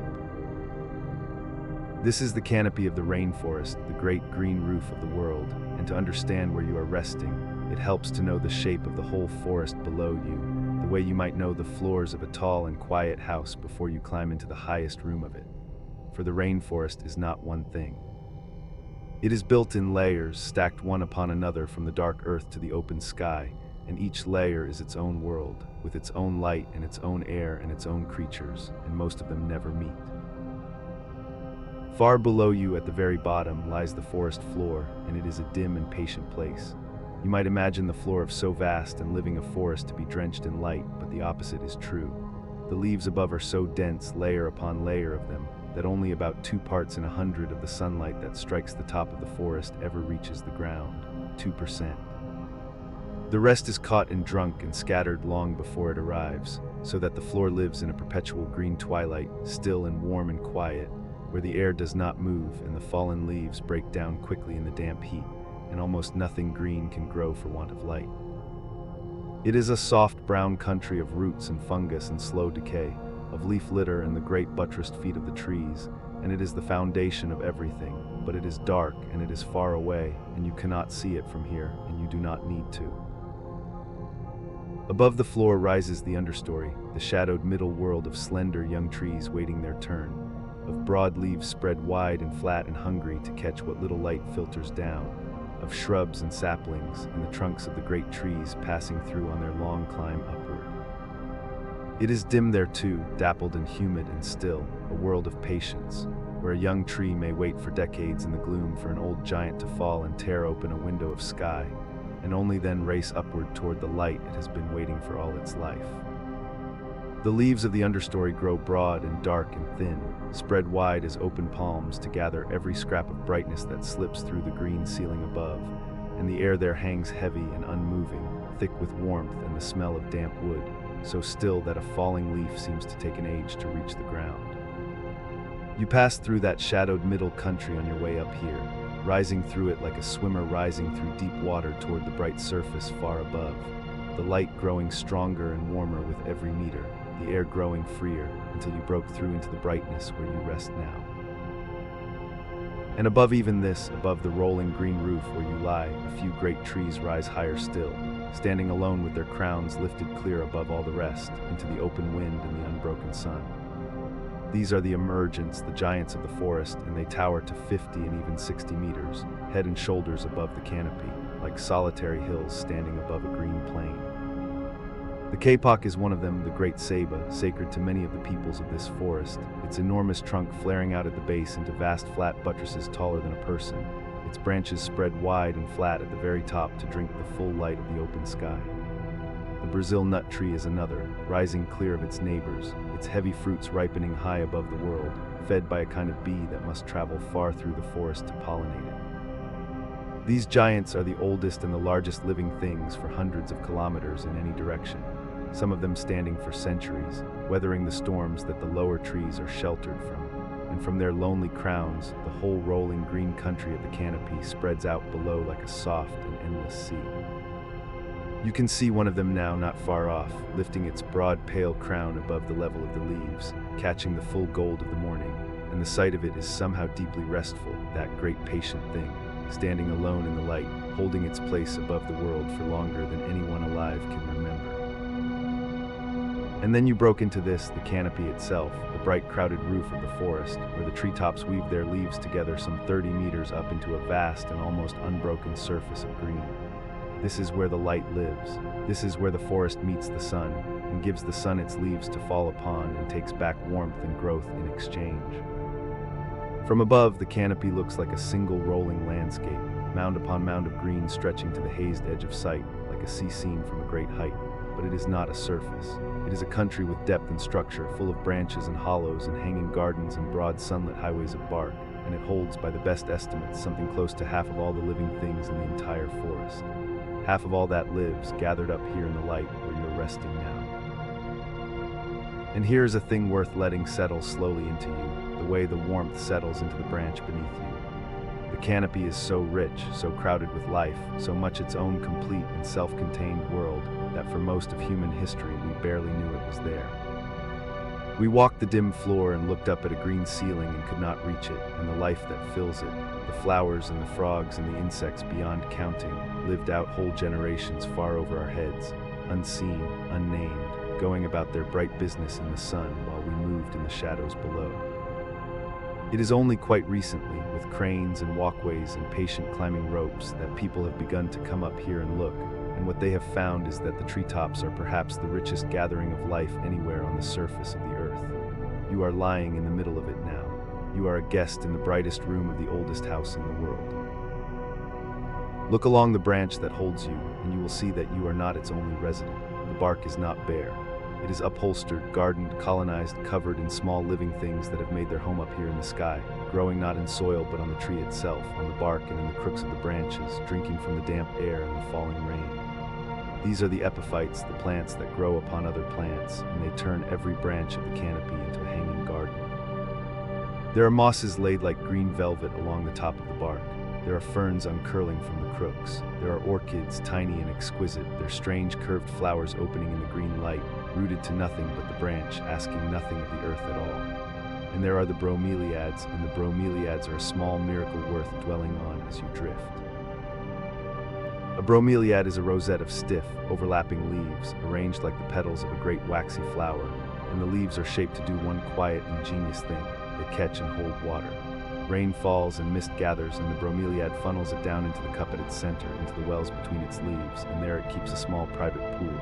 A few cupfuls of water, no more, held high in the branches, 30 meters above the nearest stream. And in that little pool, an entire world takes shape. A whole ecosystem lives in those few cupfuls of trapped rain. Insects come and lay their eggs there. Their larvae swim and grow in the tiny pond. Tiny frogs, some of them no larger than your thumbnail, carry their tadpoles up from the distant ground, one at a time, climbing the great trunks to deposit each one in its own bromeliad pool, where it will live its whole young life in a teaspoon of sky water, never touching the earth, never knowing the forest floor exists. There are frogs in this forest that are born in the treetops, grow in the treetops, and die in the treetops, and never once in all their lives come down. Each little pool is a world entire. The canopy is full of them, glinting in the green light, scattered through the branches like 1,000 tiny lakes hung in the air. Breathe that in slowly. A whole life lived in a cupful of rain, high in the warm green light, complete and contained in content. You are resting among 10,000 such small worlds, and not one of them needs anything from you, and not one of them is troubled by your presence, and the air is soft, and the light is green and kind. And the epiphytes do not stop at the bromeliads. Reach out in your mind and run a hand along the branch beside you, and you would feel it thick and soft and alive with growing things. There are lichens in pale gray and green crusts, the slowest of growers, spreading across the bark a hair's breadth in a year. There are the orchids again, more of them than you could ever count, for this forest holds a great many of the world's kinds of orchid, and many of them live nowhere but up here in the branches, their roots clasping the bark, their roots themselves green and drinking the moisture straight from the air. There are vines and lianas that root in the distant ground and climb the trunks for years to reach this light, looping from tree to tree, binding the canopy together into a single connected country, across which the monkeys and the small creatures travel without ever touching the earth. And every one of these growing things, hung high above the floor, has found its own way to live without soil, catching its water from the rain and the mist, catching its food from the dust and the falling leaves and the slow breakdown of its own old growth, building little pockets of dark, rich matter in the crooks of the branches where the rain cannot wash them away. The canopy has made its own thin soil, high in the air, cupped in the elbows of the great trees, and out of that the gardens grow. Whole hanging meadows of green, suspended in the sky, watered by the clouds, rooted in nothing but the bodies of the trees that hold them, and you among them, held the same way by the same patient branch. The sheer abundance of life up here and all through the forest below is almost too large to hold in the mind, so let it come gently and in pieces. This forest, this single vast rainforest, may contain something near 1/10 of all the species known to exist on the whole of the earth, 1 in 10 of every living kind we have ever named, gathered into this one great green expanse. The numbers grow stranger and more wonderful the closer you look. A single patch of this forest, 1 hectare, a square of ground 100 meters on a side, a piece you could walk across in a minute, may hold several hundred different species of tree, hundreds of distinct kinds growing side by side in that one small square. That is more kinds of tree in a single hectare than grow in all the forests of temperate North America put together, an entire continent's worth of trees, outnumbered by what stands in a space you could cross while a kettle boils. And that is only the trees. The insects defy counting altogether. A single great tree may host more species of beetle alone than live in entire countries elsewhere on the earth. The forest is not full of life. The forest is made of it, woven through and through, until there is no clean edge between the living and the place they live. And much of that life never comes down. Like the small frogs in their bromeliad pools, a great many of the creatures of the canopy are born up here and live up here and die up here, perfectly fitted to a world of branches and leaves and high green air, with no reason ever to descend into the dim country below. Listen, and you can hear them all through the warm hours. Somewhere not far off, a deep rolling roar rises through the leaves, a long, low, throbbing call, more like wind through a canyon than the voice of any animal, swelling and falling and swelling again. That is the howler monkey, and its call is among the loudest sounds made by any creature on land. A troop of them calling together in the early morning or the cool of the evening can be heard across kilometers of forest, the sound carrying over the treetops to tell other troops where they are and where the boundaries lie. It is a vast and lonely and strangely soothing sound, rolling across the green country like distant surf, and the howlers themselves are unhurried creatures, slow-moving eaters of leaves, lounging through the high branches and saving their great voices for the dawn and the dusk. The roar rises and rolls and fades into the warm air, and the leaves go quiet again. Through the branches, too, move the sloths, the slowest of all the canopy's residents, hanging beneath the limbs by their long curved claws, drifting through their lives at a pace so gentle that green algae grows in their fur and tiny moths live among it, the sloth itself a small, slow-moving forest of its own. A sloth may spend its whole life within the crowns of a few trees, eating leaves, sleeping for the better part of each day, moving so slowly that it is almost invisible to the eye, blending into the canopy as just another patch of still green. There is no hurry anywhere in a sloth. To watch one move is itself a kind of lullaby, a single arm reaching slowly, finding the next branch, the body following after in its own good time, all of it as unhurried as the growth of the tree it hangs from. And there is brighter, quicker life as well. Toucans cross the open spaces between the crowns, their great hollow bills a startle of orange and yellow, calling in croaks and yelps as they go from fruiting tree to fruiting tree, plucking the ripe fruit and tossing it back with a flick of the head. That enormous bill, which looks so heavy, is light as paper inside, a honeycomb of air, and it lets the bird reach far out along a thin branch to gather fruit it could never otherwise touch. Macaws and smaller parrots pass overhead in flashes of red and gold and blue, loud and gleaming, paired for life, calling to their mates across the green. Hummingbirds hang at the high flowers, drinking, their wings a blur, their bodies no heavier than a coin, hanging motionless in the air as they sip the nectar that the flowers offer them in exchange for carrying their pollen onward. And through the leaves move countless smaller things, tanagers and honeycreepers in jeweled colors, tree frogs, lizards bright as enamel, and the endless, patient, uncountable insects, the true multitude of the forest, going about their small, bright lives in the warm light, each one a thread in a weave so vast no mind can hold the whole of it. And presiding silently over all of it, hidden somewhere in the highest branches, watches one of the great hunters of the world, the harpy eagle, one of the largest and most powerful birds of prey anywhere on the earth, with talons as long as the claws of a bear and a wingspan wider than a tall man is high, and a gray crown of feathers that it raises like a crest when it is watching. The harpy is the lord of the canopy, and it hunts the canopy's own creatures, the monkeys and the sloths plucked from the branches in a sudden rush of enormous wings. It is a part of the gentle order of this place, a part of the slow-turning balance that has held here for ages beyond memory, and it too is most often utterly still, perched and patient in the high green shadow, watching the world it rules without any need to disturb it. You need not fear it resting here. You are not its concern. It and the howlers and the sloths and the bromeliad frogs are all simply going about the long, unhurried business of the canopy, in the warm light, far above the dark and distant floor. And now consider the most wonderful thing of all about this high green country, the thing that ties it to the whole living, breathing world, and let it carry you the rest of the way down towards sleep. The canopy makes its own rain. It works like this, and it is as gentle as everything else up here. Every one of the countless leaves around you is breathing, drawing water up through the body of the tree from the distant earth and releasing it, slowly, invisibly, into the air as vapor through the tiny pores in its surface.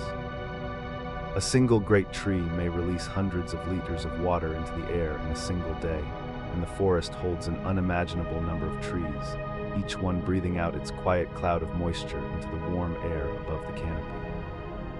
All that vapor rises and gathers and thickens into cloud, and the cloud cools and lets its water fall again as rain, which the leaves catch and the roots drink, and the tree lifts up once more to breathe out again, around and around, the forest watering itself, generation after generation, drinking its own breath.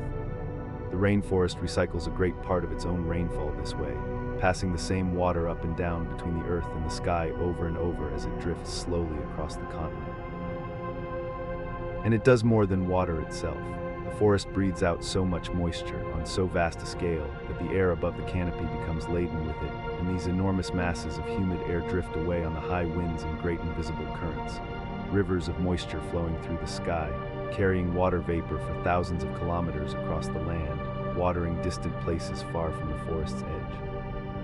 They have come to be called the flying rivers, rivers that run not in beds of stone but high through the open air, born of the breath of the trees, carrying more water in their unseen flow than the greatest rivers that run upon the ground. You are lying in the source of one of them now. The branch beneath you, the moss along it, the bromeliad with its small pool, the leaves glowing green all around, all of them all the time, are breathing out the slow, fine vapor that gathers into the clouds that become the rivers in the sky.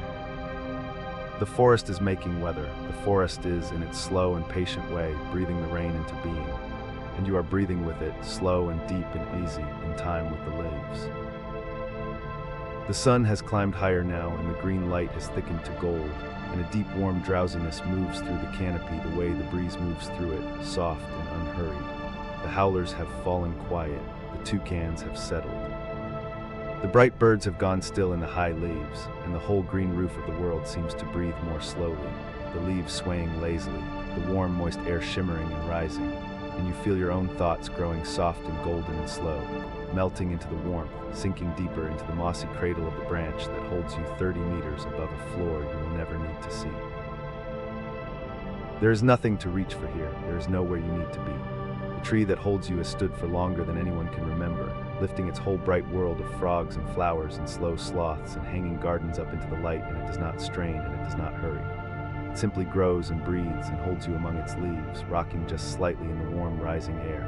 The small frogs sleep in their pools of sky water. The sloth hangs still beneath its branch. The flying rivers drift away unseen across the continent, born of 10 billion breathing leaves.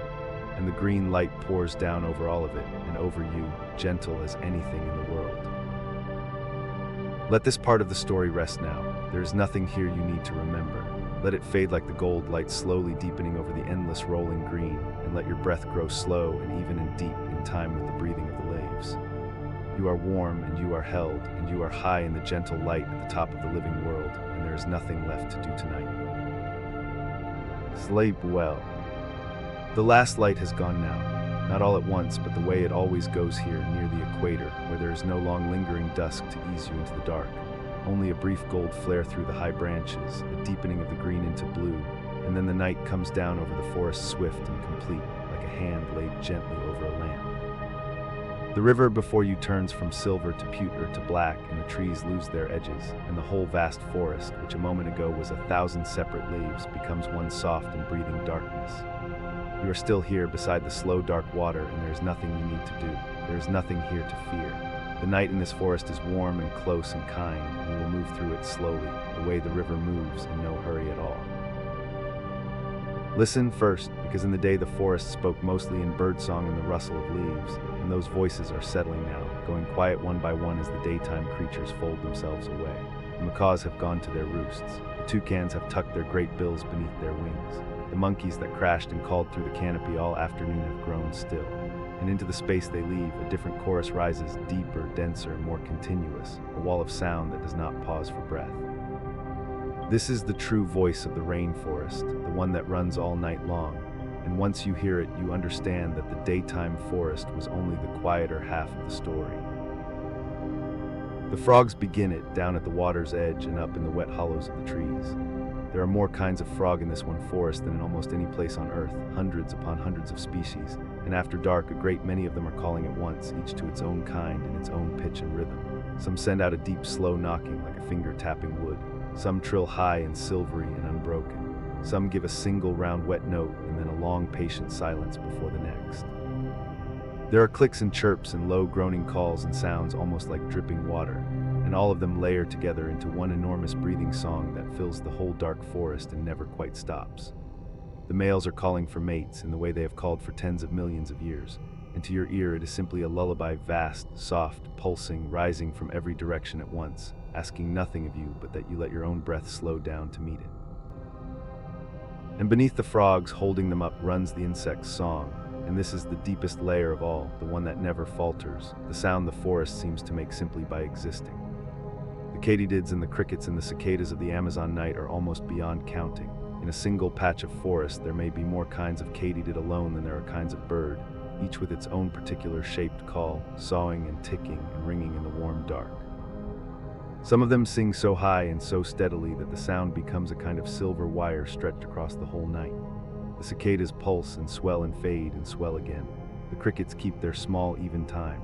Together they make a sound so constant and so total that after a little while you stop hearing it as separate voices at all, and it becomes the texture of the dark itself, the soft grain of the night, a sound you could sink into and rest upon as though it were something solid.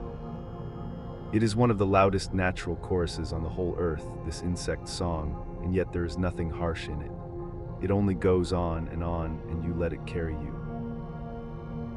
There is a great changing of the guard going on around you in this hour, quiet and complete, though it makes no announcement of itself. The forest is not empty when the sun goes down. It only trades one shift of workers for another. All through the day, one whole set of creatures has been awake and busy. The butterflies and the bees, the parrots and the hummingbirds, the chattering monkeys and the basking lizards, every one of them tuned to the light and the warmth. And as the dark comes down, they find their roosts and their hollows and their tucked away places, and they let the day go. And in the very same forest, in the very same trees, a second set of creatures has been sleeping all the bright hours away, waiting for exactly this, the cooling air, the failing light, the lowering of the day's fierce heat. Now they stir. Now they open their great dark gathering eyes and unfold their wings and slip from their burrows, and the forest is handed over to them, branch by branch and pool by pool, as smoothly as breath passing from into out. Two whole worlds share these same trees and almost never meet, each one busiest precisely when the other lies still, so that the forest is never truly resting and never truly empty, but always at work, around the whole turning of the clock. In the day, sight rules the forest, but the night belongs to sound and to smell and to the other quieter senses, because under this canopy the darkness is near total. Almost no moonlight reaches the forest floor through the layered roof of leaves, and the creatures of the night have learned to live in a world the eye can barely use. So they listen, they feel the air, they follow scent along the ground and through the branches. The frog finds its mate by the sound of its call alone. The hunting cat reads the forest with its ears and its whiskers as much as with its eyes. The whole night world has rebuilt itself around hearing and touch and smell, and to move through it is to understand that there are more ways of knowing the dark than looking, and that an animal can be perfectly at home in a blackness where you would be utterly lost. And the calling, all of it, is a kind of conversation, the most ancient conversation there is. The frog calls so that another frog will answer. The katydid saws out its one-shaped note so that across the dark a katydid of its own kind, and no other, will hear and reply. Each voice in that vast chorus is pitched and timed to carry to exactly the right ear and to slip past all the others, so that what sounds to you like a single seamless wall of sound is in truth 1,000 separate threads of meaning, woven together, and yet each one perfectly distinct to the creature it was meant for. The forest at night is talking to itself, endlessly, patiently, in 100 languages at once, and you are simply lying in the middle of the great soft murmur of it, understanding none of the words and soothed by all of them. The air itself has changed with the coming of the dark. It is cooler now, only a little but enough to feel the fierce heat of the day has let go its grip, and what is left is soft and damp and heavy with moisture.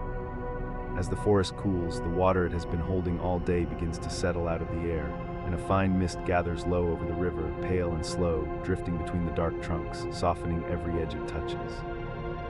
The smell of the night forest rises up through it, the deep green smell of wet earth and fallen leaves, the rich dark scent of the soil always working, always breaking the old growth down into the new, and woven through it the sweet, heavy perfume of flowers that open only after dark, pale blossoms unfurling somewhere up in the black branches to call in the moths and the bats that will carry their pollen through the night. You breathe it in, that cool, wet green and flower air, and it is the smell of a world entirely at ease in its own darkness.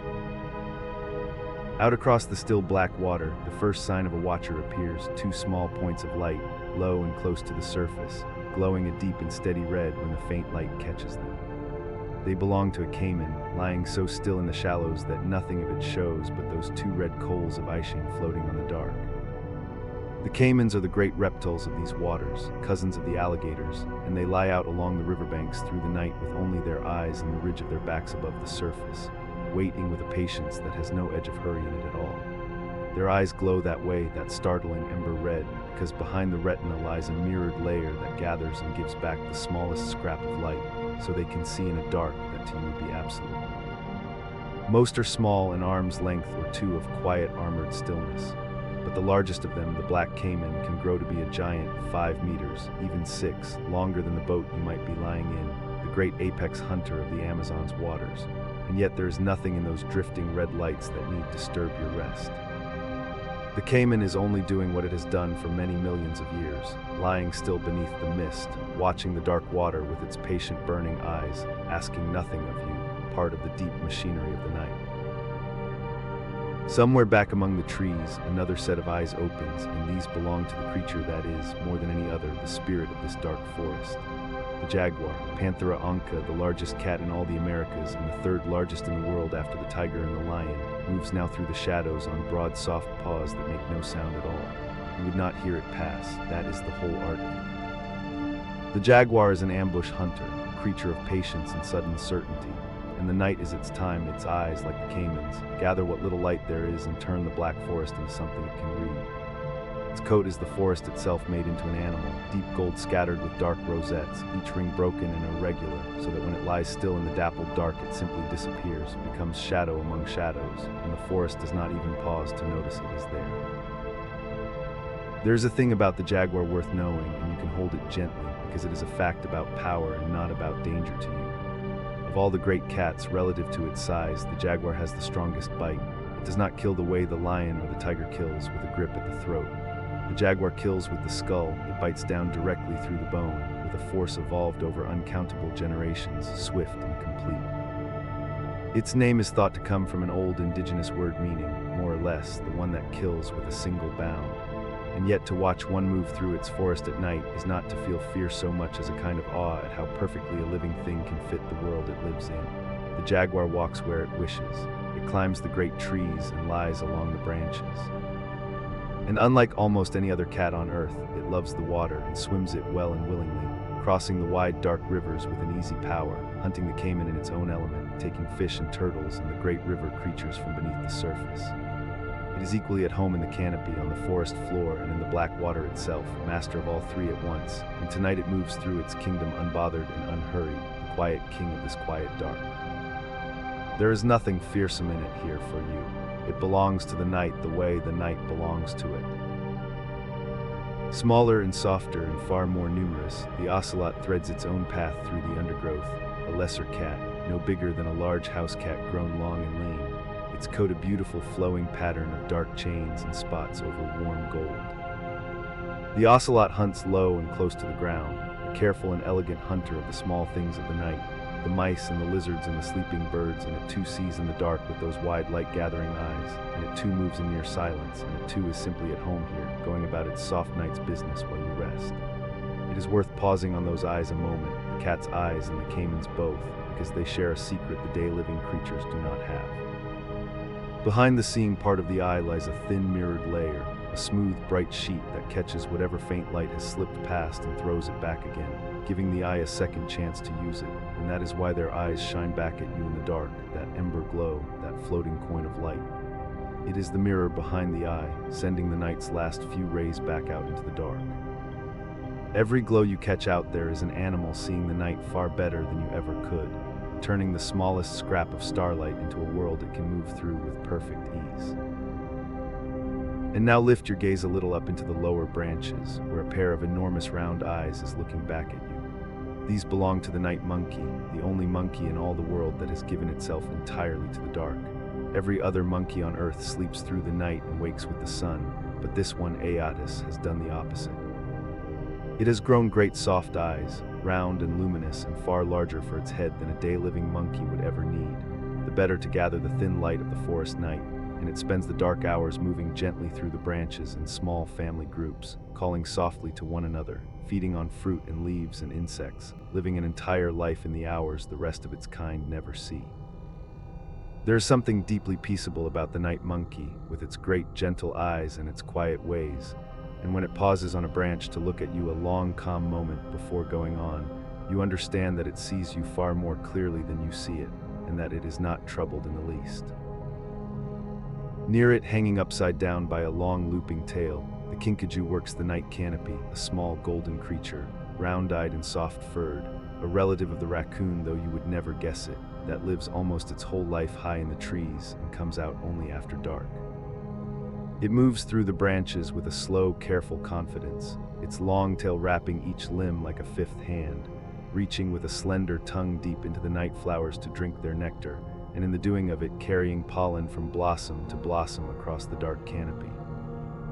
The kinkajou and the night flower keep each other, the way so many things in this forest keep each other. The bloom opens in the dark for the creature, and the creature carries the bloom's future from tree to tree, and neither could quite do without the other, and all of it happens silently, far overhead, in the warm black hours while the world below sleeps. And then on broad and silent wings, the bats come, and the bats, more than almost anything, are the true rulers of the Amazon night air. There are more kinds of bat in this forest than you could easily believe, dozens upon dozens of species sharing the dark, each with its own way of making a living. They navigate the black night the way no other creature can, by sound, sending out cries far too high for your ear to catch, and listening for the echoes that come back, building from those echoes a picture of the world so fine and so swift that they can thread between branches at full speed in total darkness and pluck a single insect from the air without ever once needing their eyes. The night is to a bat as readable as the day is to you, only written in sound instead of light. Some of these bats are gentle gardeners of the forest. The great fruit bats drift out at dusk to feed on the figs and the wild fruits, and as they fly they scatter the seeds far and wide across the forest, dropping them in new clearings, planting tomorrow's trees as they go. So much of this forest has been sown over the ages by bats crossing the dark with their bellies full of fruit. Others are hunters. The fishing bat, the great bulldog bat, skims low over the black river on long wings, dragging its hooked claws through the surface to snatch up the small fish swimming just below, reading the faint ripples of their movement with its sound sight, taking its supper from the water in the dark without ever slowing down. And yes, there are the vampire bats, too, small and quiet, that feed by night on the blood of sleeping animals, lapping a few drops from a tiny painless wound and slipping away again into the dark. Even they are simply part of the night's deep order, no monster, only one more way that life has found to keep itself going under the cover of the trees. The whole night air is alive with these silent wings, threading the dark by sound, planting and hunting and drinking, and all of it passes overhead without a whisper you could hear. Now lower your eyes slowly, all the way down to the forest floor, and let them adjust and wait, because there is one more wonder here, and it is the quietest and the strangest of them all. As your eyes give up on the day and learn the dark, you begin to see that the floor of the night forest is not entirely black. Here and there, scattered through the leaf litter and along the fallen logs, there are faint soft points and patches of light, a cool greenish glow, dim and steady and entirely silent, rising from the ground itself. Some of it is fungus. There are mushrooms in this forest that glow in the dark, their gills and stems lit from within by a soft green light that they make through a slow chemistry of their own, glowing all night long, every night, on the rotting wood where they grow, living lanterns of the forest floor, shining for reasons not fully understood, perhaps to call in the insects that will carry their spores away. And some of the light moves. A small dark beetle crawls along a branch with two faint lamps glowing on its back, a click beetle carrying its own steady green light through the dark, and as it crawls and the warm breeze stirs the leaves, more tiny drifting points of soft, cold fire rise and blink and fade among the trunks and the hanging vines. The lanterns of the night, like stars, come down to wander slowly through the forest. You watch them rise and fade and rise again, asking nothing, simply shining, and there is something in that soft, unhurried glow that loosens every last knot of the day. So now hold it all together in the warm dark, this whole living world that wakes when the sun goes down. The frogs along the water and the great endless insect chorus holding up the whole sky of sound. The caiman's red eyes floating still on the black river beneath its veil of mist. The jaguar walking soundless through its threefold kingdom of branch and floor and water. The ocelot threading the undergrowth, the night monkey watching with its great soft eyes, the kinkajou drinking nectar high in the dark canopy. The silent wings of the bats reading the night by sound, planting the forest and hunting the river and slipping through the black air without a whisper. And down on the floor, the cool green lanterns of the glowing fungus and the drifting click beetles, shining quietly all night long. None of it needs you, none of it asks anything of you. It is a world complete in itself, ancient and unhurried, going about its soft, slow business in the warm dark exactly as it has for longer than there have been people to wonder at it. And you are simply allowed to lie here at the edge of it and breathe the cool, wet, flower-scented air and let the great chorus carry you down. There is a thing the night does in this forest that the day cannot, and it is worth holding on to as you grow heavy. By day, the forest is loud with competition, every creature striving in the bright heat for the same light and the same food, all of it crowded into the same lit hours. But the night opens a second forest inside the first, a whole second set of hours, cool and quiet, in which an entirely different cast of creatures can live without ever crowding the day dwellers at all. The bat does not compete with the bird, it simply works the hours the bird is sleeping. The night monkey does not quarrel with its day-living cousins, it lives in the dark they never use. The moth visits the flower the bee has gone home from. By dividing the day from the night, the forest has found a way to hold twice as much life as it otherwise could, to be two forests in one, sharing the same trees and the same river and the same warm air, passing the work of living back and forth between them around the whole turning of the world. And so the dark is not a lesser time here, not an emptiness waiting for the dawn. It is half of everything. It is the forest's other self, every bit as full and as busy and as alive, going quietly about its work while the brighter half lies sleeping, the way you are sleeping now, while somewhere the other half of your own life waits patiently for the morning to wake it again. The mist is thickening over the water now, pale and slow, blurring the soft green lights, gathering the whole forest into something dim and dreamlike and infinitely at peace. The frogs roll on, the insects hold their endless silver note beneath them. The night creatures move through the dark on their soundless errands, harming nothing that need concern you, each one at home in its own piece of the night. And the river moves quietly on through all of it, dark and patient and slow, carrying the reflection of a world you can no longer quite see, fed by 1,000 hidden waters winding in from every side.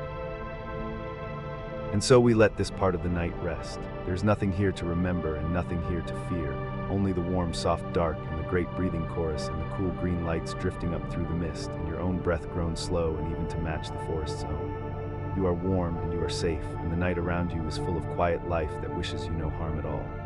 Let it fade now gently, like the last green glow sinking back into the dark forest floor. There is nothing left to do tonight. Sleep well. You are drifting on a line where two rivers meet, and they have not yet agreed to become one. On one side of your small boat, the water runs pale and heavy, the color of milky coffee, thick with something it has carried a very long way. On the other side, the water lies dark, almost black, the deep clean brown of strong tea held up to the light, and so still it mirrors the sky. The two waters touch along a soft, wavering seam that runs out ahead of you for miles, and they do not blend, not here, not yet. The pale water is colder and denser and moves at its own pace. The dark water is warmer and lighter and moves at another. And so they travel side by side down the same wide channel, two rivers in one bed, divided by a line you could trail your fingers across. There is nothing here you need to hold on to tonight. Let the boat sit easy on that long, quiet seam, and let yourself drift down gently towards sleep, while the two waters run together without mixing, patient and unhurried, the way they have run for 10,000 years.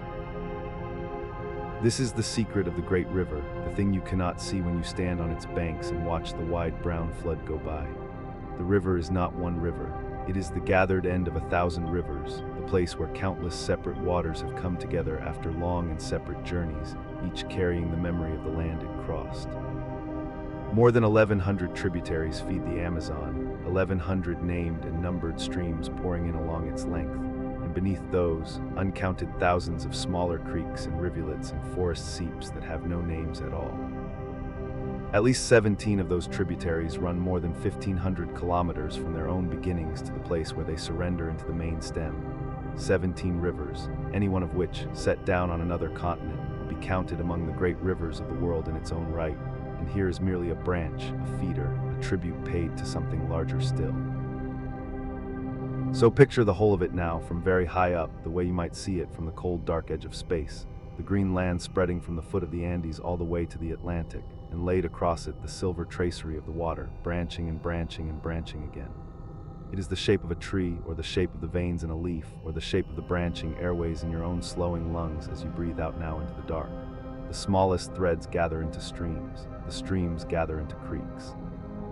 The creeks gather into rivers, and the rivers into greater rivers, and all of it, every drop, lanes the same way, pulled by the same slow, patient gravity toward the same distant sea. This is the circulatory system of half a continent. The great river is only its heart.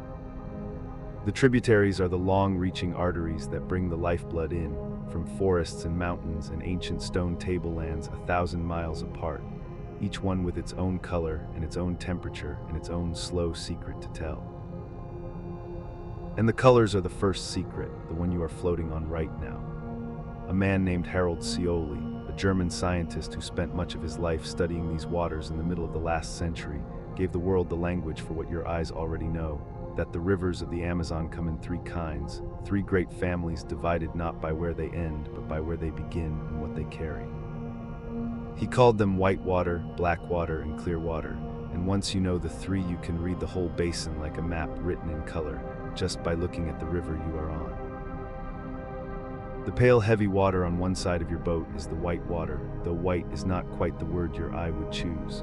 It is the color of milk stirred into coffee, of pale clay, of the river churned thick with fine sediment, and that sediment has come a very long way. The white water rivers are born high in the young raw mountains of the Andes, where the rock is still rising and still crumbling, where rain and ice grind the peaks to powder, and the rivers carry that powder down, countless tons of it, fine gray Andean silt suspended in the flood, giving the water its weight and its pale, opaque body and its rich cargo of minerals. The Madeira is the greatest of these, the largest tributary of them all by the sheer volume of water it pours into the main stem, a vast pale river heavy with the ground-up substance of the mountains.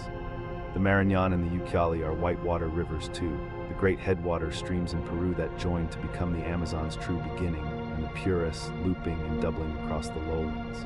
These are the rivers that build land.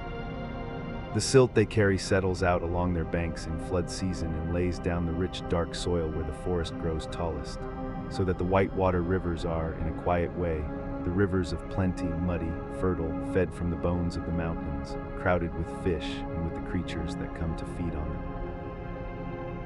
The dark water on your other side is the black water, and it could hardly be more different. The greatest of all the blackwater rivers in the world is the Rio Negro, the Black River, named exactly for what it is, and it drains a country utterly unlike the high young Andes. It comes down off the Guiana Shield, a vast and ancient block of stone in the north of the basin, rock so old it is among the oldest exposed land on the face of the earth, worn down across unimaginable stretches of time into low, flat tablelands and white sand. There are no fresh, crumbling mountains here to feed the river's silt. The land has long since given up everything it had to give. And so the blackwater rivers carry almost no sediment at all. Their water is not muddy but clear, clear as dark glass, and what colors them is something else entirely. They run out of old lowland forests and swamps where fallen leaves and roots and wood lie steeping in the shallows, and the water draws out of them the tannins and the plant acids, the same brown stain that gathers in a cup of tea left to sit, until the river runs the deep translucent brown-black you are looking at now, the color of strong tea, of dark amber, of a forest pool stained by all the leaves that have ever fallen into it. And because the black water carries so little, so few minerals, so little of the rich Andean dust, it is one of the poorest waters in the world, poor in the way of a desert, holding very little for living things to feed upon. The Rio Negro and its kin are acidic and lean and dark, fewer things grow in them, fewer things swim in them. And here is the small mercy that the people of these rivers have always known and loved. In the black water, there are very few mosquitoes. The larvae cannot thrive in that acid, lean water the way they swarm in the rich, warm shallows of the whitewater rivers. So the banks of the Rio Negro have always been a softer place to live and to sleep, the dark, cool water keeping its own quiet, undisturbed by the wine that haunts the muddier shores. You can let that thought settle over you in the dark, a wide black river running smooth as oil under the stars, the air above it still and clear, no small sharp sound to break the peace, only the slow dark water carrying the forests long steeping toward the sea. And there is a third family, the one you cannot see from where you float tonight, but which runs through the southern reaches of the basin, the Clearwater rivers, the loveliest of the three to look upon. These come down off the Brazilian Shield, the other great block of ancient stone in the south and east, every bit as old and as worn down as the Guiana Shield in the north. Like the Blackwater, the Clearwater carries almost no sediment, because its old soft land has none left to give. But it runs out of country that does not stain it so deeply, and so the Clearwater rivers are exactly what their name promises, transparent and luminous, water you can see straight down through for many meters to the pale sand and the dark stones on the bottom. The Tapajos and the Xingu are the great Clearwater rivers, and they run a color that has to be seen to be believed, a deep gem-bright blue-green, turquoise where the light catches the shallows, glass-clear over white sand beaches, more like the water of a tropical reef than anything you would expect to find 1,000 miles up a jungle river. To swim in the Tapajos is to hang suspended in green light with the fish moving slowly around you, every one of them visible, the whole sunlit world of the river open to your eyes at once. It is worth resting a moment longer with how strange and how patient those three kinds of water truly are, because the difference between them is a difference written into the deep age of the land itself. The Andes, where the whitewater is born, are young mountains, young in the only sense that matters to a river, which is that they are still rising, still being pushed up faster than the rain can wear them down, their flanks raw and broken and full of loose stone for the water to carry off. But the two great shields, the Guiana Shield in the north that feeds the Blackwater, and the Brazilian Shield in the south that feeds the Clearwater, are among the most ancient surfaces on the planet, blocks of rock that were old when the Andes had not yet begun to rise, worn so smooth across the long count of the ages that there is simply nothing left in them loose enough for a river to carry. The mountains give the whitewater its mud. The shields, having nothing left to give, send their rivers down line and pure, and only the difference between a leaf-stained land and a clean one decides whether that pure water runs dark as tea or clear as glass. So when you look at the color of a river here, you are really looking at the age of the ground beneath it, reading the depth of geological time in nothing more than the tint of the water against your hand. Three waters, then, the muddy fertile white from the young mountains, the dark lean acid black from the old northern stone, the bright transparent clear from the old southern stone, and the wonder of it is that they share the same basin and the same forest and the same sky, and yet each one is a world apart with its own creatures that live in it and nowhere else. For the rivers are not only divided by color, they are divided by life. Over the long ages, as these waters held to their separate chemistries, the fish that swam in them grew separate too, until the white water and the black water and the clear water came to hold distinct communities. Families of fish adapted each to its own kind of river, so that a fish at home in the rich muddy Madeira might never be found in the dark lean Negro, and the creatures of the clear blue Tapajos are a roster all their own. The basin holds more kinds of fish than any other river system on Earth. More species swim in the Amazon and its tributaries than in all the rivers of the Atlantic combined, and the three water types are part of why, each one a separate vessel, each one filling slowly over the ages with its own forms of life. And the dolphins know the difference too. The great pink river dolphin, the Bodo, moves through these waters with a body built for them, its neck unfused so it can turn its head, its long beak made for rooting in flooded roots, its small eyes nearly useless in the murk and replaced by a fine sense of sound.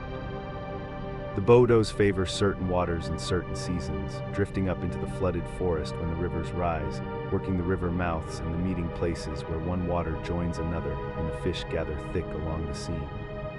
And the smaller gray dolphin, the Tucuhi, keeps more to the main channels and the open water. Both of them surface somewhere out there in the dark tonight, rolling up for a slow breath and sinking again without a splash, moving through the black water and the white water by sound alone, reading the river through their ears the way you are reading the night through the slow words coming to you now. And the fish that move beneath those dolphins are stranger, and more numerous than almost anywhere on Earth. In the muddy whitewater shallows, there are the great catfish, some of them growing longer than a person is tall, sliding along the dark bottom, feeling their way with soft whiskered mouths through water too thick with silt to see through at all. Some of these catfish make journeys longer than any other freshwater fish in the world, swimming thousands of kilometers up from near the sea to spawn in the foothills of the Andes, the whole length of the basin traveled in a single life. In the lean black water, there are the small jewel-bright fish, the ones whose ancestors people carried home to glow in lamplit tanks across the world, schooling in the tea-dark shallows in flickers of red and silver. There are fish that have learned to breathe air, rising to gulp at the surface where the warm, slow water holds little of it. There are fish that eat the fruit and the seeds that fall from the flooded forest, carrying them away in their bellies to be dropped and grown somewhere downstream, so that the trees themselves depend on the fish to plant their children. Each kind of water grows its own kind of life, and all of it is down there now in the dark beneath your boat, moving slowly through the layered black, going about the long, quiet business of the river while you drift above it towards sleep. And there's a reason the two waters beside your boat refuse to mix, a reason as quiet and as physical as everything else about this place. The pale white water came down cold from the mountains and is heavy with its load of silt, and so it is denser. The dark black water came warm and lean off the lowland forest, and so it is lighter, and water of one density does not easily fold into water of another. They differ in their heat, in their weight, in the very speed at which they flow, and so when they come together they meet like two strangers passing on a road who do not stop to speak, traveling the same way for a while, side by side, before time and the long turning of the channel finally wears the difference away. Where the greatest of these meetings happens, far downstream, the two rivers run shoulder to shoulder for kilometers on end, the pale and the dark, a line so sharp and so straight you could believe someone had drawn it, and boats cross back and forth over it carrying travelers who lean over the rail to trail one hand in the cool dark and one in the warm pale and feel, in the same moment, two different rivers that have come from two different worlds. But that is for a later hour.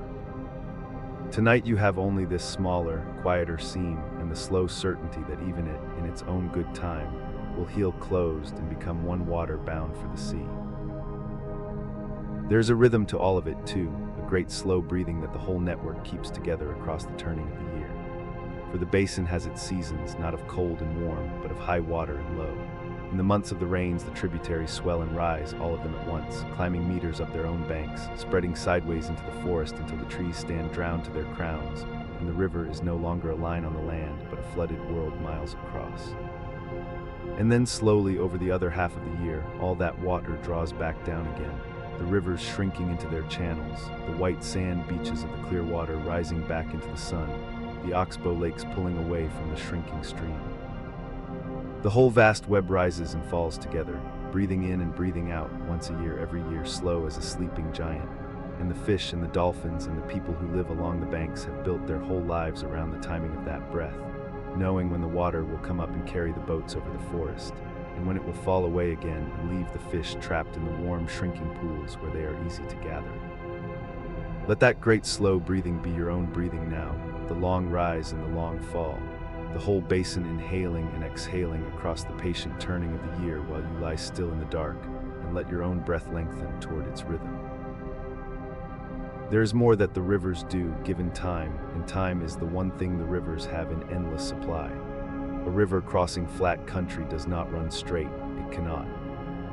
The smallest bend sends the current swinging wide against the outer bank, where it eats the soil away, and slack against the inner bank, where it lets its sediment fall and builds the land up, and so every bend deepens itself, swinging wider and wider across the years, until the river is not a line at all but a great slow series of loops, meandering back and forth across its own broad valley like a ribbon dropped loosely on a table. The tributaries do this everywhere across the lowlands, doubling and curling, taking 10 miles of winding water to cross a single mile of forest. And sometimes a loop grows so wide and so deep that the river, in a single hard flood, cuts straight across the narrow neck of it and abandons the long bend entirely, and the old loop is left behind, sealed off at both ends, a long curved lake of still water lying beside the river that made it. An oxbow lake it is called for the shape of it, the shape of a bent bow or a yoke. The basin is scattered with thousands of them, these quiet abandoned curves, and they are among the stillest waters in all the forest, cut off from the current, warm and calm and slow, slowly filling with leaves, slowly returning to forest, the river having moved on and left them to their long peace. Picture one of them now somewhere out in the dark, a smooth, curved sheet of black water with no current in it at all, ringed by the forest, holding the stars, going nowhere in no hurry, simply lying there in the warm night the way you are lying there in the warm dark of your room, still and held and unhurried with all the moving water somewhere else. This is the whole gentle machinery of the basin, and you are floating in the middle of it tonight. Up in the high, cold Andes, the whitewater rivers are gathering the dust of the mountains and starting it on its long, pale journey down. Off the ancient northern stone, the Rio Negro is steeping itself dark and lane and free of mosquitoes, running smooth and black toward the heart. Off the ancient southern stone, the Tapajos and the Zingu are running clear and blue-green over white sand, transparent all the way down. The Madeira is pouring its great pale volume in. The Marañón and the Ucayali are joining far upstream to begin the whole river. The Putumayo and the Japurá and the Puris are winding in from their own far corners of the green. And every one of these and the thousand smaller streams beneath them, and the uncounted nameless rivulets beneath those, is leaning the same way, gathering and gathering, bringing the lifeblood of half a continent slowly home to the single great channel where you sit tonight on the seam of two waters that have not yet learned to be one. And the two waters beside your boat are still running side by side, the pale heavy white and the dark cool black divided by their soft wavering line, each holding to itself a little longer. They will mix in the end. A mile or two downstream the seam will blur and break and the two will finally fold together into one wide current bound for the sea. But that is downstream, and downstream can wait, and there is no need to follow it tonight. For now there is only the long quiet line where the waters meet, and your small boat resting easy upon it, and the dark forest breathing slowly on either bank, and somewhere out in the black, a dolphin rolling up for one soft breath and sinking again without a sound. The pale water keeps to its side, holding the cold weight of the mountains. The dark water keeps to its own, holding the long brown patience of the leaves. And the wavering line between them drifts on under the stars, never quite straight, never quite still, dissolving by the smallest degree with every meter the two of them travel. The rivers have been doing this for longer than there have been people to watch them, and they will do it long after, gathering and meeting and braiding and parting, patient and slow and certain, asking nothing of you at all. So let the seam run on ahead of you into the dark. Let the pale water keep its mountains and the dark water keep its leaves, each carrying its long memory down toward the sea without hurry. Let the oxbow lakes lie still in the forest, holding the stars. Let the great branching tree of water spread silver across the sleeping land, every thread of it leaning home. There is nothing here that asks anything of you, only the warm night and the two quiet waters, and the slow, certain gathering of everything toward the place it is going, which it will reach in its own good time, long after you have drifted all the way down into sleep. There is wood smoke on the evening air, a thin blue thread of it rising from a cooking fire somewhere along the bank, and the smell of it carries out over the water and mixes with the green wet breath of the forest and the warm mud and leaf smell of the river itself. Somewhere not far off a child's voice lifts and then laughs and then is answered by another, and the sound travels across the still water the way sound does at dusk, clear and unhurried, as if the river were holding it gently, passing it along. A house stands on the bank ahead of you, lifted up on slender wooden stilts above the dark water, its palm-thatched roof catching the last of the light, and beneath it a canoe is drawn up and tied, rocking very slightly where the current touches it. The day is lowering itself down toward the trees. You have nowhere you need to be. Let the words come slowly, at whatever pace the night allows, and let yourself drift down, gently towards sleep, while the smoke rises and the water moves and the people of the river settle in for the evening, the way they have settled in for the evening for longer than almost anyone can say. For this is something it is worth knowing, lying here in the dark, before you let the night carry you off, that the Amazon has never been empty. We are told sometimes to picture the great forest as a wilderness, a place untouched, a vast green nowhere into which the first explorers stumbled and found only trees. But that picture is not true, and it was never true. People have lived here beside this river and the 1,000 rivers that feed it for a very long time, for at least 11,000 years, by the evidence we have, and quite possibly 13,000, which is to say since the very end of the last ice age, since before the pyramids, since before the first city anywhere on Earth was built. Human beings walked these banks and fished these waters and slept beneath these trees, while the great ice sheets were still melting off the far northern continents. The river has been a home, not a void, for longer than there has been writing anywhere in the world. And it is a home still. Picture the basin tonight not as a blank green expanse, but as a living country of peoples, for that is what it is. The Amazon basin is home today to something more than 350 distinct indigenous groups, each with its own way of being in the world, scattered across the forests and the rivers of 9 different nations, from the foothills of the Andes in the west to the wide mouth of the river in the east. Among them, they speak hundreds of languages, not dialects, not variations, but separate languages, as different from one another as English is from Chinese, belonging to dozens of unrelated language families. There is more human linguistic variety here, more distinct ways of naming the world, than in almost any comparable place on the surface of the earth. When you imagine the forest tonight, imagine it full of voices, full of words, full of the long accumulated knowledge of people who have been paying attention to this place for 10,000 years. And these are not, in the way the old stories sometimes suggested, a single people or a few peoples living one settled way of life. They are as varied as the forest itself. There are those who live deep in the upland forest far from the great river, and those who live on the wide flooded plains where the water rules everything, and those who live along the banks of the smaller tributaries in the half-light beneath the canopy. Some are people of the canoe and the fish trap, their whole lives bent toward the water. Some are people of the garden clearing and the hunting trail. Each group has its own name for itself in its own tongue, a name that very often means simply the people, or the true people, or the human beings, for that is how a people who have lived somewhere a very long time tend to think of themselves, not as one tribe among many, but as the people here in this place that is theirs. They have their own songs and their own ways of marking a child's passage into adulthood, their own stories of how the river was made and how the night first came and where the first manioc was found. To pass from one stretch of the basin to the next is to pass between worlds as distinct as any 2 countries, and the forest holds them all, side by side, in its great green silence. And among those peoples there are some who have chosen deliberately to remain apart, who live still beyond the reach of the wider world in the deep forest by their own decision, having seen what contact has so often brought. They are sometimes called uncontacted, though that word is not quite right, for many of them have had contact and have turned away from it on purpose. A better word is isolated, or involuntary isolation. There are thought to be a few dozen such groups in the Amazon, more than anywhere else on the planet. They are out there tonight, somewhere under the same dark canopy, moving through the forest by paths only they know, living lives that no outsider has witnessed, and asking in the only way they can simply to be left alone. There is something in that fact that is worth holding gently as you drift, that the world is not, after all, entirely mapped and measured and known. There are still people who have stepped quietly out of the great human conversation and chosen the forest instead, and the forest has kept them. Now here is a thing that will sound strange at first, and then will settle into something like wonder. Much of this forest, this place we think of as the very emblem of untouched nature, was shaped by human hands, not destroyed, not cleared, shaped, tended, gardened over centuries by the people who lived in it.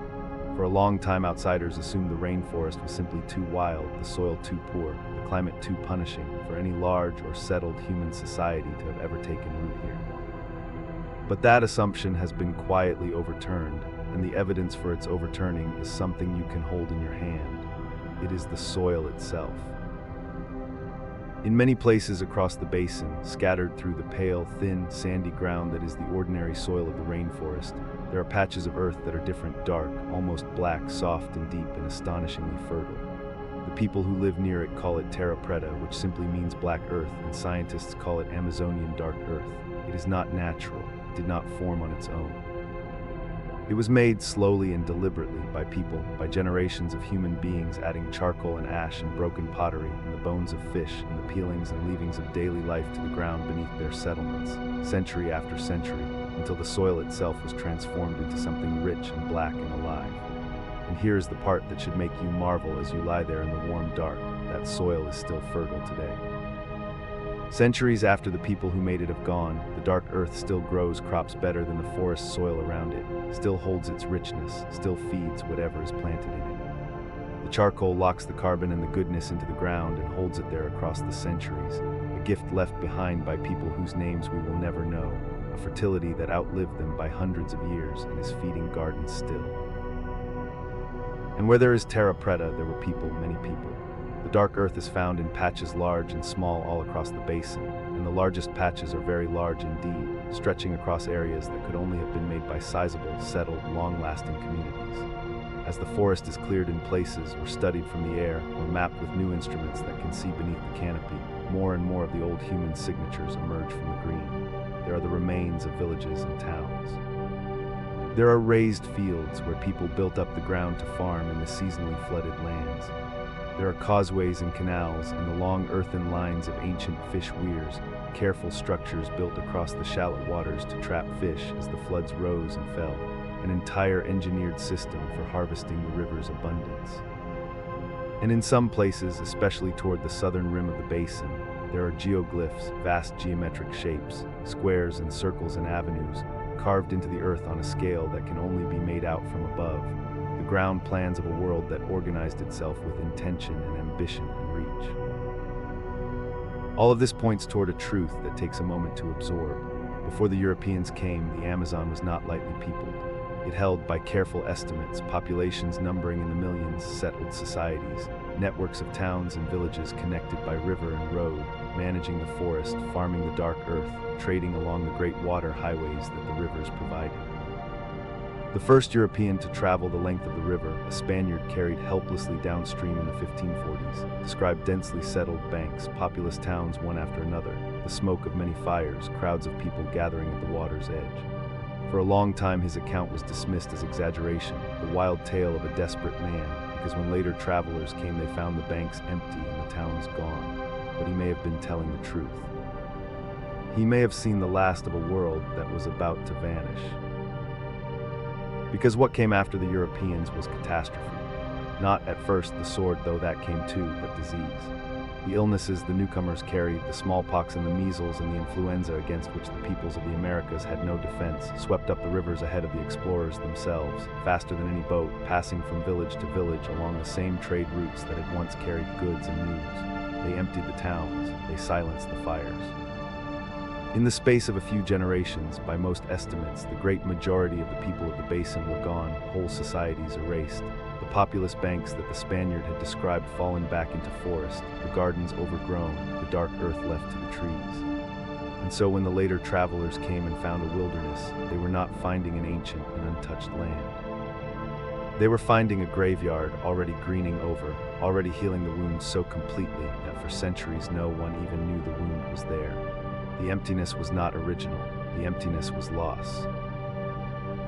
There's a strange comfort to lay alongside that grief, though, and it is this: the people did not all vanish, the knowledge did not all die. So much was lost, and that loss is real and ought to be honored, and we will honor it tonight by remembering it gently. But the river is still peopled, the languages are still spoken. The old ways of knowing the forest are still alive in the hands and minds of those who carry them, passed down across all those hard centuries, and they are extraordinary, and they are worth dwelling on as the night deepens around you.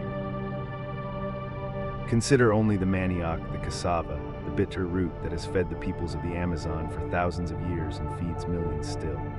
It grows where little else will grow, in the poor soils and the hard climate, a reliable staple that the forest reliably provides. But there is a difficulty with it, and the way that difficulty was solved is a small marvel of human patience. The most productive varieties of manioc are poisonous. They hold within them compounds that release cyanide, enough to sicken or kill anyone who simply ate the root as it came from the ground. And yet, long ago, the people of the Amazon worked out how to make it safe. They learned to peel it and grate it and soak it, and then to pack the wet pulp into a long woven tube of palm fiber and hang it and stretch it so that it squeezed the poisonous liquid out, and then to wash it and heat it and roast it, driving off the last of the poison, until what remained was wholesome and nourishing flour and bread that could be stored for months. Think of the time it must have taken to learn that, the careful watching, the patient trial, the knowledge handed down and refined across uncountable generations until a deadly root became daily bread. That is not the work of a people stumbling through a wilderness. That is the work of a people who know exactly where they are. And the manioc is only the beginning of it, only one thread in a whole woven cloth of knowing how to be fed by this place. From the bitter root they make the coarse toasted flour and the flat bread, and from the squeezed out liquid, once it has been cooked long and patiently until the poison is gone, They make a dark, savory sauce to keep their fish and their meat. Nothing is wasted. The danger itself is turned to use. And around the manioc stand all the other gifts the forest has been taught to give. The fish drawn from the brown water in the hundreds of kinds, the turtles and their eggs, the fruits that ripen in the flooded trees, the palms whose hearts and nuts and oils feed and heal and light the lamp. There is a fruit that grows in dark, heavy clusters, deep purple, that the people have eaten for as long as anyone remembers, pounded into a thick, rich pulp at the day's end. There are nuts so large and hard that they fall from the high canopy like stones, holding inside them the seeds that are gathered and traded all across the world.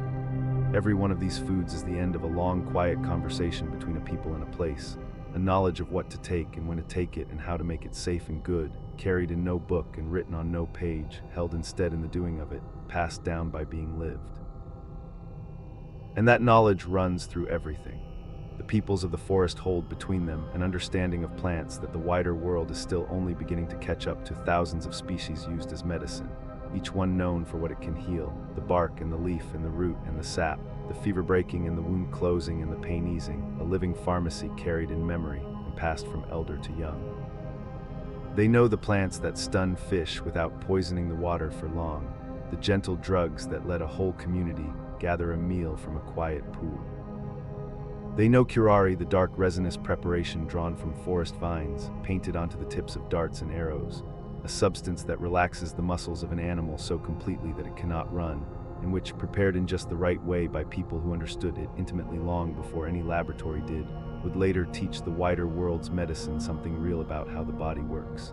None of this is magic. All of it is knowledge, patient, accumulated, tested across centuries, the slow harvest of paying close and respectful attention to a place for a very long time. And the knowledge shapes the way of life itself, fits it to the river the way a hand fits a glove worn soft with use. Consider the canoe, the long, slender hull carved or built to slip through narrow channels and across wide brown waters, the single craft that makes the whole basin reachable, the road and the boat and the front door all at once, drawn up now beneath the stilted house and rocking gently in the dark. Consider the house itself, lifted on its posts above the ground. For the river here is not a fixed thing. It rises and falls with the seasons by an astonishing measure, many meters between the low water and the high, and in the season of flood, the waters spread out across the land and turn the forest itself into a drowned and shimmering world where fish swim among the trunks of the trees and dolphins move through what was lately dry ground. People who live with such a river learn to live above it. They build on stilts so the flood passes harmlessly beneath the floor. They build floating houses that simply rise and fall with the water. They time their planting and their gathering and their moving to the long, slow breath of the river's rising and falling, which is as regular as a tide and as reliable as the year. The whole shape of life here is an answer, worked out over millennia, to the simple question the river asks, how will you live with me? And the answer keeps being given in new forms by new peoples. For the story of the river's people did not stop with the old societies and the great dying. New ways of living grew up along the banks, blended ways, the children of many origins. Along the rivers today there are communities of mixed descent, indigenous and Portuguese and African, woven together over the centuries into something new, and they are called by names like Caboclo and Ribeirinho, which means simply the people of the riverbank. They live much as the river has always asked its people to live, in stilted houses above the flood, traveling by canoe, fishing the brown waters, growing manioc and fruit in the gardens, reading the river's rise and fall, carrying forward without quite naming it a great deal of the old knowledge of how to belong to this place. The smoke rising on the evening air, the child's voice carrying over the water, the canoe tied beneath the house, that is their evening too, lived now, tonight, all up and down the thousand rivers, in the long, unbroken human habit of making a home beside the water. Not all that came to the river was gentle, though, and one chapter is worth remembering before you sleep, because it shaped so much of what the river is now. Late in the 1800s, the wider world discovered that it could not do without a substance the Amazon held in abundance, rubber, bled from the trees of the forest in slow white drops, suddenly priceless as the world filled with machines and bicycles, and the first motor cars that all needed tires and seals and belts to run. And so came the rubber boom, and money poured into the basin, and deep in the forest a city rose that should by all reason not have existed at all. Manaus, far up the river, 1,000 miles from the sea, which for a brief and glittering moment became one of the wealthiest places on earth. The rubber barons built themselves an opera house there of imported marble and tile, with a great domed roof in the middle of the rainforest, and brought singers across the ocean to perform in it. But that wealth was built on terrible suffering, on the forced labor, and the brutal coercion of the indigenous peoples who were made to tap the trees, a cruelty that scarred whole nations. And then it ended almost as fast as it began, when rubber seeds smuggled out of the basin were found to grow just as well in plantations across the world, and the price collapsed and the money drained away, and the opera house fell silent in the green, a strange marble dream marooned in the trees, a monument to a fever that had passed. And the pressures on the river's people did not end with the rubber. They continue tonight in other forms. There is the clearing of the forest for cattle and for crops, the long, slow eating away of the green at its edges. There is the mining that clouds the rivers, the search for gold that turns the clear water murky and silvers the fish with traces of mercury. There are roads pushed into places that had no roads, and the people who follow the roads. And against all of this, the indigenous peoples of the basin stand, again and again, in a long and continuing struggle for their land, for the right simply to remain where they have always been, on the ground their ancestors made fertile and tended anew. It is not a finished story. It is a story still being lived tonight all across the basin. But it is worth knowing as you drift that those who fight for the forest's people are not only fighting for them. The peoples of the Amazon have proven, across 11,000 years, that human beings can live in this place without destroying it, that they can shape it and tend it and take from it and still leave it standing, still leave the dark earth rich, still leave the forest whole. There may be no more important knowledge anywhere on the earth than that. But let that go now gently, for the night is fully come, and the work of remembering is done. Let the struggles rest until morning. They will keep. Everything keeps by the river, where time moves at the pace of the rising and falling water, and not at the pace of human worry. Come back to the bank then, in the stilted house, and the canoe rocking in the dark below. The cooking fire has burned down to a low red glow, and the wood smoke rises thinner now, a pale thread against the first stars showing over the trees. The child's voice has gone quiet, gathered in for the night. Out on the water, the river moves as it has always moved, slow and brown and patient, carrying the day's warmth away toward the distant sea, carrying the reflected stars, carrying the small sounds of the evening downstream into the dark. The forest breathes its great wet breath all around, the frogs beginning, insects beginning, the long layered hum of a place that is more alive than almost anywhere on earth, settling now into its night music, soft and continuous and old. And the people of the river are settling too, all up and down the water, in their houses raised above the flood, the lamps going out one by one, the hammocks slung and swaying, the day's fishing done and the manioc set by and the canoes tied fast. They have done this every evening for longer than memory reaches. They did it 10,000 years ago by the same dark water under the same close stars.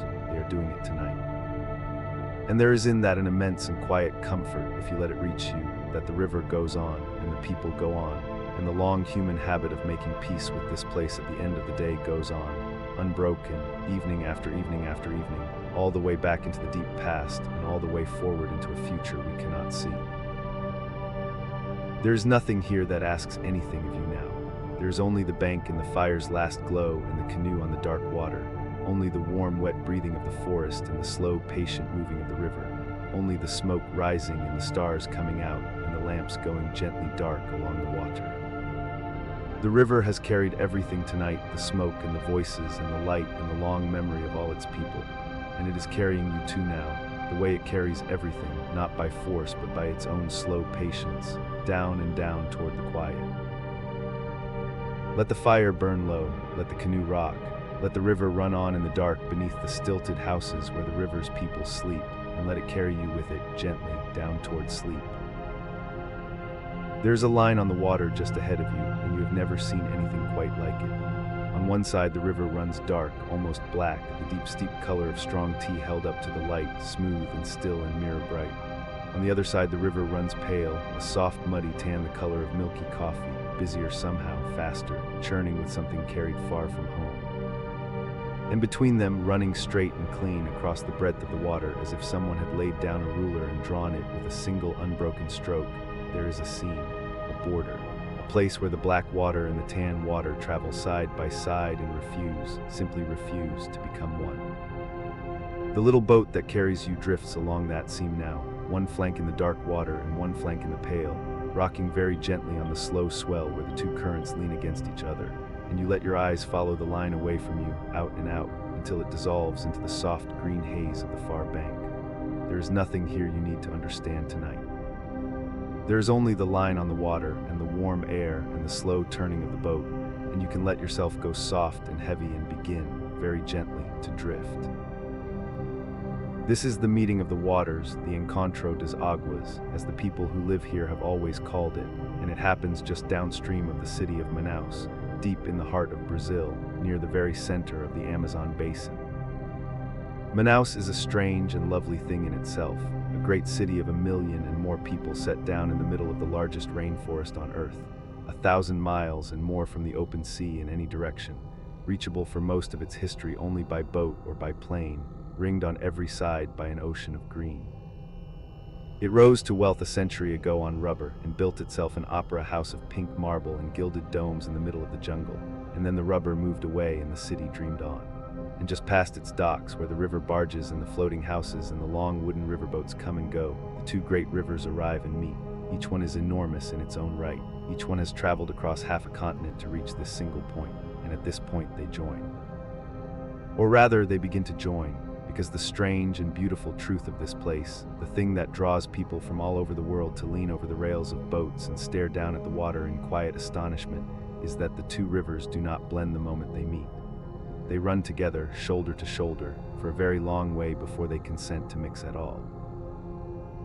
The dark river is the Rio Negro, the Black River, and it comes down out of the north and the west, draining a vast wilderness of ancient sandy soils and slow blackwater swamps where the rivers run clear and dark. Its water is the color of strong tea because that is, in a sense, exactly what it is: water that is steeped for a long time among the fallen leaves and roots and decaying wood of the forest floor, picking up the dark dissolved compounds that plants leave behind as they break down, the tannins and the humic acids, until the whole river takes on that deep translucent darkness, like tea, like cola, like the inside of a closed eye. It carries very little sediment. It is poor in dissolved minerals. And it runs warm, somewhere around 28 degrees on the Celsius scale, blood warm, sun steeped, the temperature of a long bath gone slightly cool. The pale river is the Rio Solimões, which is the name the Brazilians give to the upper Amazon along this stretch, the main stem of the great river itself, come down from the high cold meltwater of the Andes far to the west. It is pale because it is heavy with sediment, with the fine ground rock and silt that the mountains shed and the river carries, thousands of tons of it, suspended in the water and turning it that soft opaque tan, the color of milky coffee or wheat cocoa. It is rich where the Negro is poor, fertile with minerals scraped from the young mountains.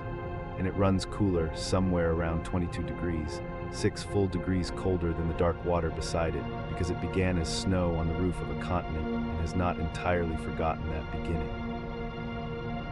So here they meet, the warm dark tea-colored Negro and the cool pale coffee-colored Solimões, and they lay themselves down side by side and run together, and for about 6 kilometers, some 4 miles or more, they do not mix. The seam between them holds. You can watch it. You can drift along it in a small boat, as you are drifting now, with one hand trailing in dark warm water, and if you reached across, the other hand could trail in pale cool water, and between the two there is a line you could very nearly trace with a fingertip. It is one of the strangest and gentlest spectacles in all the natural world, 2 of the largest rivers on Earth, having traveled thousands of kilometers to arrive at the same place, declining for a few unhurried miles to become the same thing. Why do they refuse each other so? There is no mystery to it, only physics, the quiet, patient, perfectly ordinary physics of water that is not quite the same as the water beside it. 3 differences keep them apart, and you can hold all 3 of them softly in your mind as the boat drifts on. The first is temperature. Warm water is lighter, less dense than cold water, and the warm Negro tends to ride up over the cooler Solimões rather than churning into it. The 6 degrees between them is enough to set up a reluctance, a layering, a refusal of the 2 to interleave. The second is speed.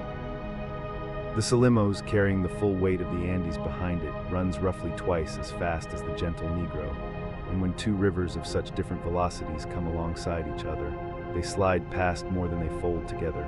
The way 2 crowds walking at different paces will brush shoulders and yet remain 2 crowds. And the third is the sediment itself, that great load of suspended silt in the pale river, which changes its density and its character so completely that the clear dark water has nothing to grip, no easy way to knit itself into something so unlike itself. Warmth and speed and density, three small differences, and those three small differences are enough to hold two giants apart for miles. But only for miles, because the river is patient and the river always wins in the end. Downstream, beyond the place where you're drifting, the channel narrows and bends and the bottom shifts, and the smooth gliding of the two currents past each other begins to break into turbulence, into the slow rolling eddies and upwellings where the layers finally catch and tug and tear at one another. And there, gradually, without drama, over a long, quiet stretch of river, the dark water and the pale water at last fold into one.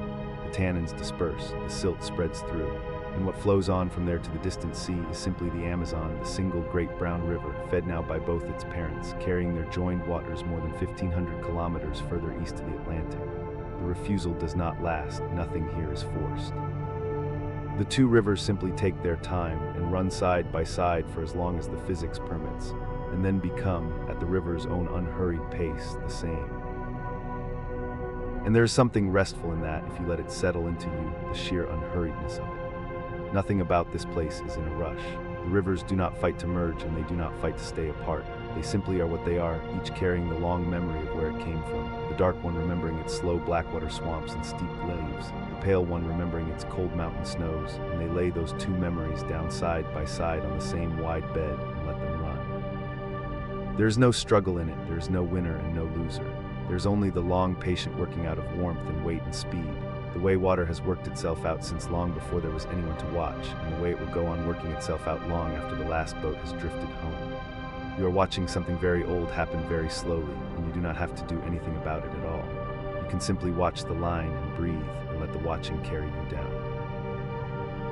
You are still drifting along the seam, though, for now, back here where the line still holds, and the water beneath the boat is far deeper than you might guess.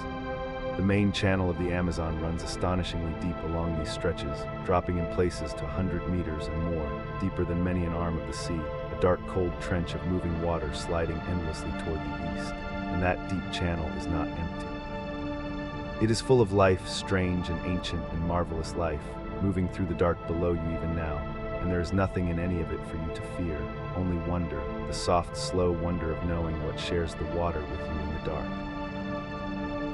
Listen there off to one side where the dark Negro water lies flat and still, a small exhalation, a soft wet sigh, and a shape breaks the surface and is gone. And there again, closer. A back pale and smooth, rolling up out of the water in a slow, unhurried arc, and the briefest glimpse of something that is not quite gray and not quite white but faintly, unmistakably pink. This is the Bodo, the Amazon River dolphin, Anaia geoffrensis, the largest of all the river dolphins in the world, and one of the most extraordinary animals in all this extraordinary place. It is born a dull gray, but as it ages its skin turns pinker and pinker, a soft rose color that deepens further still when the animal is excited or exerting itself, the blood rising close beneath the thin skin until the whole creature flushes the gentle pink of dawn. It has a long, slender beak crowded with teeth, and a high domed forehead and tiny eyes, for it lives much of its life in water too dark and silty to see through, navigating instead by sound, by the clicks and whistles it casts ahead of itself into the murk and reads in the echoes that return. Its neck is unfused, so that unlike the dolphins of the open sea it can turn its head, can crane and peer and nose into the flooded forest, into the tangle of drowned roots and branches where the fish hide when the great river overflows its banks. It is a thing built precisely, lovingly, for this exact and singular world. And the people who have lived beside these waters for thousands of years have woven the Bodo deep into their stories, as people will weave the most beautiful creature they know into the things they tell each other in the dark. They say the Bodo is a shapeshifter. They say that on certain nights, feast nights, festival nights, nights when the music carries far across the water, the pink dolphin comes ashore in the form of a tall and handsome man, dressed all in white, wearing a wide-brimmed hat to hide the blowhole that will not quite disappear from the top of his head. They say he is irresistible, charming, that he dances all night and breaks hearts and slips away before dawn to return to the river before the sun can find him out. It is a story, of course, a story told to explain things that needed explaining and to give the river a face and to fill the long nights with wonder. but you can feel why they told it, can't you? Watching that soft pink back roll up out of the dark water and slide under again without a sound. There is something almost otherworldly in the bodo. The story fits the animal. And the animal goes on about its business beneath your boat, neither man nor myth, only itself, only a dolphin in a river, which is marvel enough. It does not swim alone in these waters. There is a second dolphin here too, smaller and shyer and gray, the tukuhi, a neat and compact little creature that looks far more like the bottlenose dolphins of the sea, leaping clear of the water in tidy arcs where the boat only rolls and sighs. The two share the river and largely keep to their own ways, the great pink boat nosing through the flooded forest, the small gray tukuhi keeping to the open channels, and on a still evening you might see them both, the slow rose shape and the quicksilver one, working the same wide stretch of water in the failing light. The bodo, for its part, seems almost to favor exactly this place, the meeting of the waters, the seam itself, for the swirling of the two currents stirs up the fish and confuses them, and a clever dolphin learns where the confusion gathers and waits there in the slow eddies for an easy meal. So it is no accident that you should see one here, rolling up through the seam in the dusk. This is its larder, this strange, unmixing line. It has known the place far longer than any city or any boat, and it works the boundary with the unhurried ease of something perfectly, ancestrally at home. And there is more, so much more, moving through the warm green world around you. Somewhere along the quiet margins, where the river slows and the water plants grow thick, an Amazonian manatee grazes in the shallows, a great gentle gray barrel of an animal, slow and shy and entirely peaceable, drifting from one mouthful of floating greenery to the next, surfacing now and then to take a soft breath and sink again. It harms nothing, it hurries nowhere. It simply eats the meadows of the river and dreams its slow, warm manatee dreams, and there is something deeply restful in the mere fact of it. A creature whose whole life is grazing and floating and breathing in the warm shallows of the greatest river on earth. In a quiet backwater not far off, a family of giant otters is at its evening play. The river wolf, the people here call it, the largest otter in the world, a sleek dark animal that can grow to nearly 2 meters from nose to tail tip, longer than a tall man is high. They are intensely, almost ferociously social, living in close family bands that hunt together and rest together and groom one another and fill the riverbank with an extraordinary repertoire of calls, whistles and barks and coos and screams, a whole vocabulary of family chatter rolling across the water.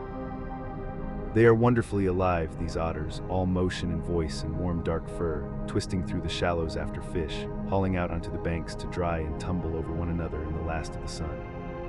And then, as the light goes, they too grow quiet, curling together in their den among the roots, a tangle of warm, sleeping bodies in the dark, and the riverbank falls still. And down in the deep channel, in the cold, dark water beneath your keel, the truly ancient ones move.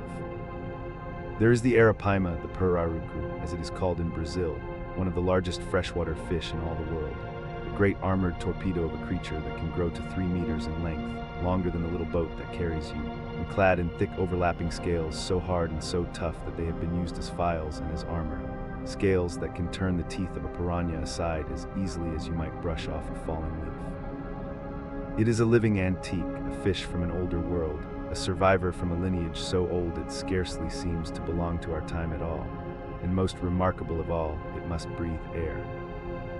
The water of the warm shallows and the flooded forest where it feeds runs low in oxygen, so low that an ordinary fish would struggle there, and so over unimaginable stretches of time, the arapaima's swim bladder has turned itself into a kind of crude rough lung, lined with tissue that can draw oxygen straight from the air. And so the great fish rises every 10 or 20 minutes up through the dark water to the surface, where it takes a gulping breath with a sound like a sharp, soft cough, that distinctive surface roll that gives it away to those who know to listen, and then it sinks again into the depths. All through the warm night unseen, the giant fish rise and breathe and sink, rise and breathe and sink, keeping their slow appointment with the air. Each soft cough out in the dark another of these old armored giants drawing its quiet breath and slipping under again, on and on, all night long. There are stranger things yet. Somewhere in the murk lies the electric eel, not truly an eel at all, but a long sinuous fish that has turned much of its own body into a living battery. Thousands of specialized cells stacked in series the way you might stack the cells in a flashlight. capable when it chooses of loosing a discharge of some 600 volts into the water around it, enough to stun the small fish it hunts and to give a very large and unwelcome surprise to anything that troubles it. It does not seek you, it wants only to be left to its slow electric hunting in the dark, and so it shall be. And there, of course, somewhere in the warmer shallows are the piranhas, the most feared and most misunderstood fish in all the river. You have heard the stories, the boiling water, the stripped bones, the swarm that can reduce a creature to nothing in moments. And almost all of it is exaggeration, the tall tale grown taller in the telling, the way frightening stories always grow. The truth is far gentler. Most piranhas are modest fish, and most of what they eat is other fish and insects and fallen fruit and seeds dropped from the flooded forest overhead, for the piranha is as often a vegetarian and a scavenger as a hunter. The frenzies that gave them their fearsome name are rare events born of drought and crowding and desperation, not of any general appetite for the warm-blooded. People swim in these rivers. People have always swum in these rivers. The piranha is simply another fish in a river full of fish, going about the ordinary business of being a fish, and its terrible reputation says far more about the human love of a frightening story than about the creature itself. You may let that fear go entirely. There is nothing in the warm, dark water tonight that wishes you any harm. So this is the great deep channel, and this is the company that moves through it, the pink bodo and the gray tucuhi, the grazing manatee and the playing otters, the air-breathing giant and the living battery and the gentle, slandered piranha, all of them sharing this one vast, moving body of water, this seam where two rivers run side by side and decline for a few miles to mix. And above them all, you drift on the line itself, one flank in the warm, dark, tea-colored negro, and one flank in the cool, pale, coffee-colored salimos, rocking very gently where the two great currents lean their shoulders against each other in the dimming light. There is something worth holding on to in all of this, as the boat rocks and the light goes soft. Almost every creature of the deep channel that has gathered around you tonight is, in its own way, a thing that has learned to breathe. The bodo and the tucuhi must rise to fill their lungs. The manatee must surface for its soft, slow breath. The arapaima must lift its great armored body to the air every quarter hour, all its life long. Even down here in the deepest and most secret water on the continent, the warm, dark current is full of breathing things, each one keeping its own quiet rhythm of rising and sinking, surfacing and going under, all through the night, a whole hidden chorus of slow breaths drawn in the dark, in and out, the way your own breath is drawing now, slow and easy and unhurried, in the warm and the quiet, rising and falling, with the great breathing river all around you. The day is going now. The far green bank has softened into a single low shadow, and the sky above it has gone the color of a ripe peach and then the color of ash, and the first faint stars are pricking through. Somewhere across the darkening water a bird calls once and falls silent. The lights of distant Manaus have begun to glimmer faint and gold along the far shore, and a single riverboat slides slowly home in the last of the light, its small lamp swinging, its wake spreading out across the seam and slowly smoothing away. The line on the water is harder to see now in the failing light, but you know it is still there, the way you know your own breathing is still there, the dark and the pale still running side by side beneath you, patient, unhurried, in no rush at all to become one. The boat sighs once more, somewhere out in the dark. The otters have gone quiet in their den. The great fish rise and breathe and sink, and the river carries you very gently along the seam, the way it carries everything in this place, not by force, never by force, only by the slow, warm, patient pull of water that has all the time in the world. There is nothing here that asks anything of you. The two rivers will mix when they are ready, and not a moment before, far downstream where you will not see it in the slow turning of the deeper water. You need not wait for them. You need not watch the line hold. You can let your eyes close now and let the warm, dark water and the cool, pale water carry you both at once, rocking on the gentle swell where they meet, and you can let yourself sink softly and without any fear at all, down past the surface, down toward the deep, warm dark, down toward sleep, and the river will hold you the whole way, patient and unhurried, the way it has held everything that ever drifted upon it, and it will not let you go. The far bank is gone. You look out across the water for the line of trees that has kept you company through all the long hours of this night, and it simply isn't there anymore, only water, pale and unhurried, reaching away to a horizon that could be the edge of an ocean. The river has grown so wide here in this last great stretch before the sea that it has stopped feeling like a river at all. It feels like an inland sea, a sheet of slow water so vast that the curve of the earth begins to hide its far side from you, and a boat could spend a whole day crossing from one shore to the other and lose sight of both for a while in the middle. The current beneath you has gone smooth and broad and quiet, the surface barely creased, moving with the deep, unhurried weight of water that knows it is nearly home. And there is something new on the air. You breathe in, slow and easy, and beneath the warm green breath of the forest that has filled your lungs for so long, there is a different note now, clean and cool and faintly sharp, a tang of salt. It comes and goes on the breeze, the first far breath of the Atlantic drifting up the river to meet you, mixing with the freshwater smell of mud and leaf and rain until you cannot quite separate the two. The water itself has begun to change. Down where the river runs to meet the rising tide, the fresh and the salt are slowly braiding together, the river turning brackish at its edges, neither one thing nor the other, a long, soft border country where the great river loosens its grip and the sea reaches gently in. The forest, too, has changed along the banks in the long hours of drifting that brought you here. The close green walls that pressed in on either side for so many miles, the dense, dripping, tangled walls of the deep flooded forest have opened out and fallen away.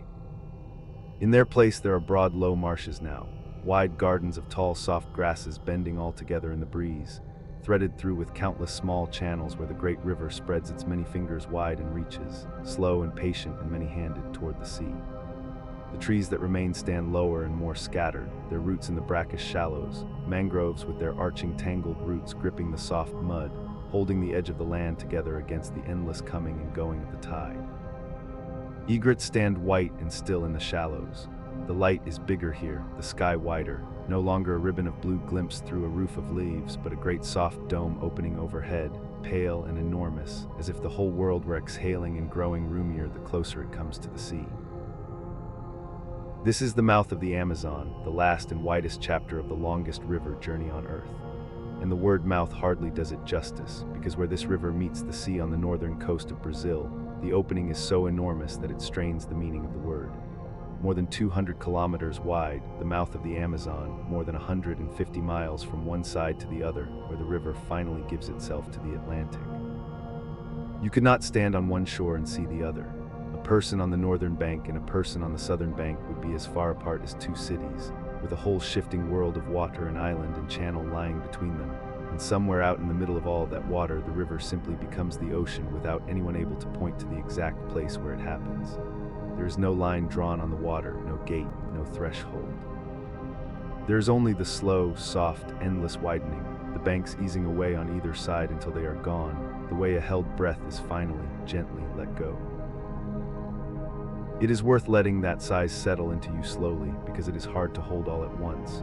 Most rivers, even great ones, narrow as they near the sea, gathering into a single channel and pouring out through a gap you could see across.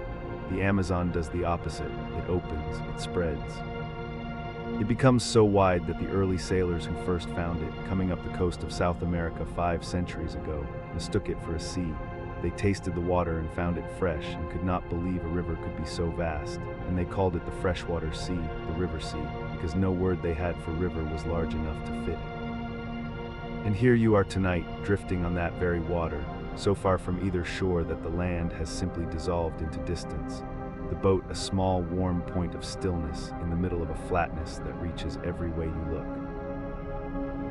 In the middle of that vast mouth there is an island, not a small one, not a sandbar or a green tuft in the channel, but an island so large it is hard to hold in the mind. It is called Marajo, and it sits in the very throat of the river where the water divides around it, and it is roughly the size of Switzerland. An entire country's worth of land, made of nothing but the silt the river has carried down and laid gently down over thousands of years, sitting in the river's mouth like a great low green raft. Half of it floods in the wet season and dries in the dry, a place of grasslands and marsh and slow brown channels, of water buffalo standing belly deep in the shallows, of herons and scarlet birds and long flat horizons. The river built it grain by grain out of the mountains it carried down. For every handful of this island was once stone in the high Andes, ground to powder by ice and water and time, and floated 4,000 miles to settle here at the end of the world. You could think of Marajo as the river's slow gift to itself, a place to set down some small part of the immense load it has carried all this way before it lets the rest go into the sea. And people have lived on that island for a very long time, long before any sailor mistook the river for a sea, There were peoples on Marajo who knew its floods and its dry seasons, who shaped the soft river clay into great rounded pots and burial urns painted with curling, spiraling patterns, who built low mounds of earth to lift their homes above the rising water and lived for centuries in the rhythm of the river's breathing. Their pottery still turns up in the riverbanks, washed out by the water that made the island in the first place, patterns drawn by hands that are gone now, on clay that the river itself laid down. You do not need to study any of it tonight. You need only know that this island in the river's mouth is old, and lived in and full of quiet human time, layered down as patiently as the silt, that the great river has been carrying not only water and stone all this way, but the long, soft history of the people who made their homes along its length, all of it gathered here at the end where the land meets the sea. The boat lifts beneath you gently.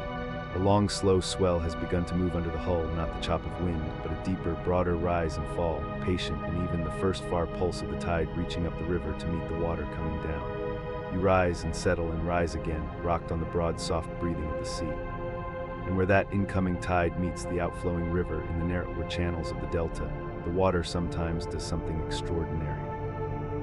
Twice a day, when the conditions are right and the tide is strong, the sea does not simply slide in beneath the river, it rears up against it. The incoming tide gathers itself into a single wave, a wall of water that runs upriver against the current, a tidal bore.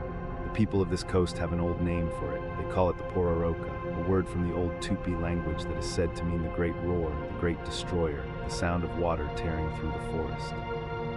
It can rise several meters high, a churning brown wave taller than a person, and it races inland for tens of kilometers, racing up the river against the flow, roaring as it comes, swallowing low banks and bending the trees.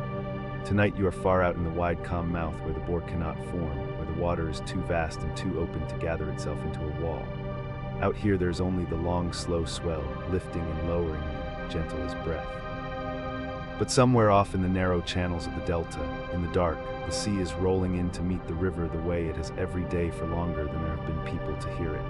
And the roar of it is part of the great breathing of this place, far away and harmless, no more able to reach you than the tide can reach your bed.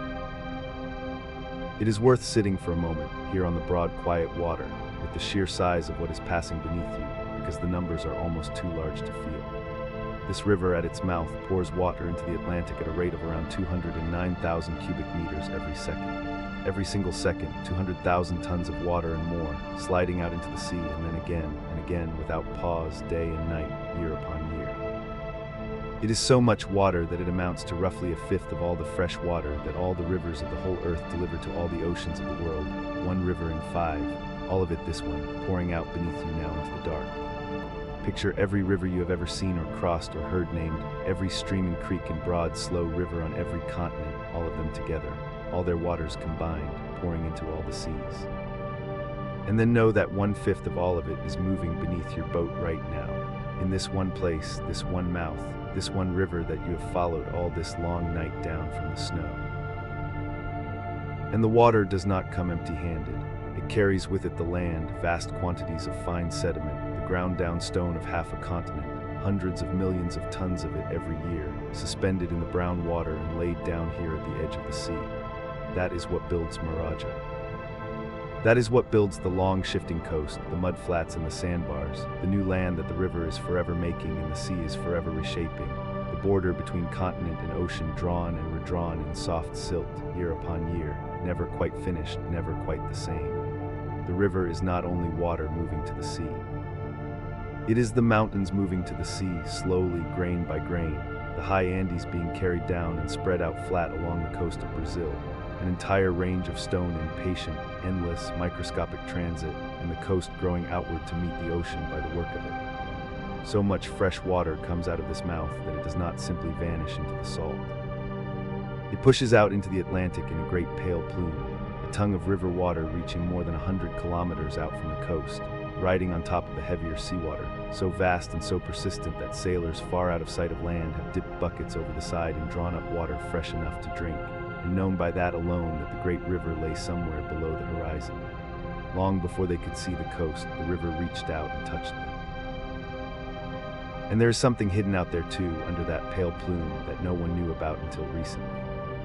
Where the fresh water meets the salt, in the dim light filtered through all that riverborne sediment, scientists found a vast reef system living along the edge of the mouth, a great ribbon of sponges and corals and strange life, hundreds of kilometers long, thriving in the murky border between river and sea where no one had thought a reef could grow. For a long time, the textbooks said it could not be there.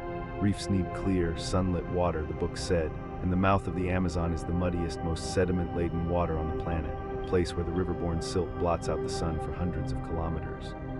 And yet there it was, a great living reef thriving in exactly the place it was not supposed to be, found only in the last handful of years, mapped only recently, still being explored. It had been there all along, in the dark beneath the plume, unseen and unsuspected through all the centuries that ships had passed overhead.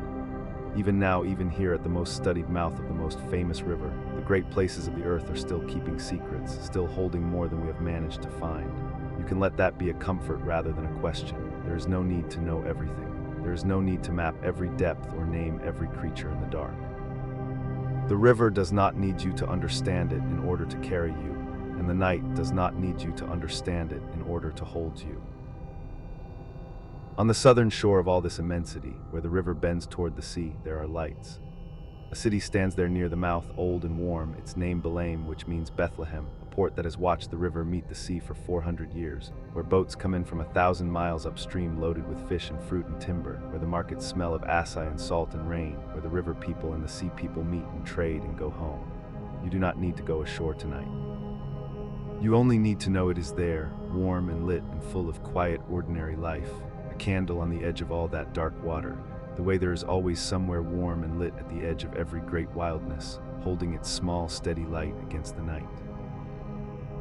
And now, drifting here on the long, slow swell with the salt on the air and the city's far glow behind you and the open ocean ahead, you might let yourself feel the whole shape of the thing, the whole journey, all of it at once.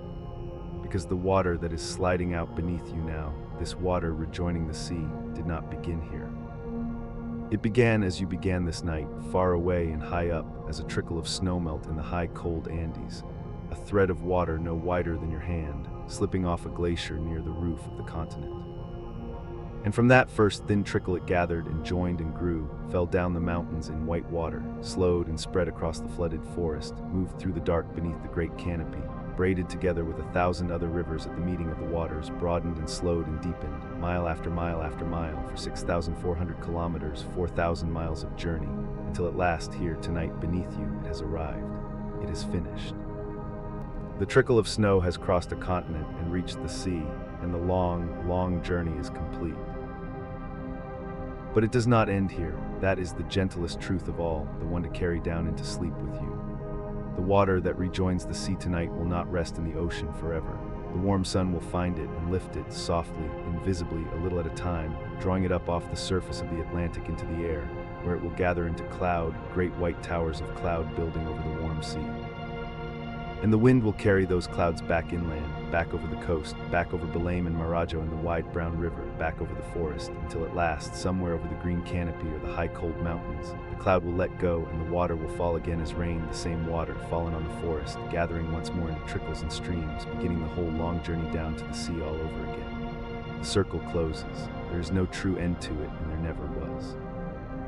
The water you began with tonight has been making this journey for longer than there have been mountains in their present shape, and it will go on making it, up into the sky and down again as rain, down the rivers and out to the sea and up into the sky once more, long after this night is over, long after you are sleeping, around and around, patient and endless and calm.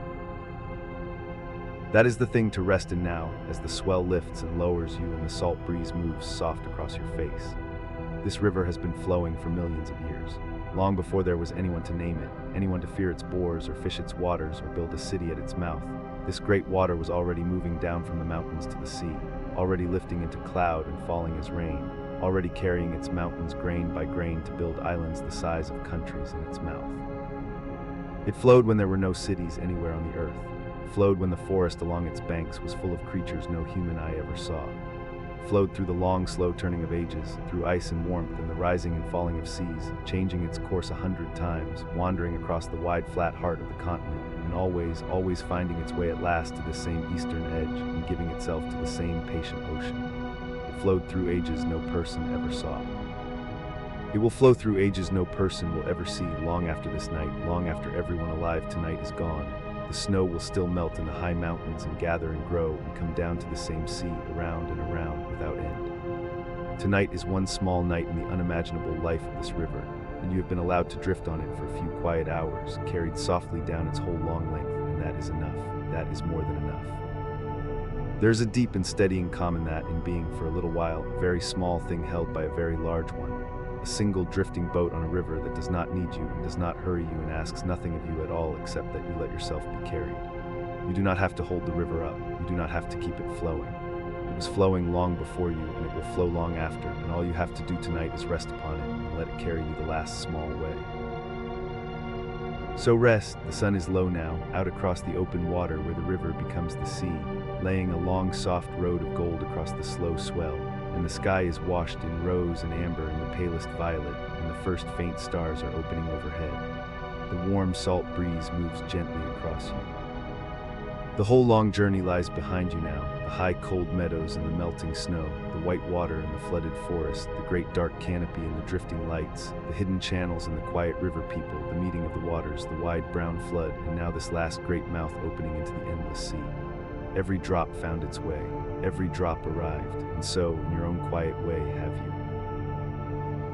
And now softly let it begin to fade. Let the wide pale sea grow dim and far away. Let the long gold road of the setting sun melt slowly into the dark.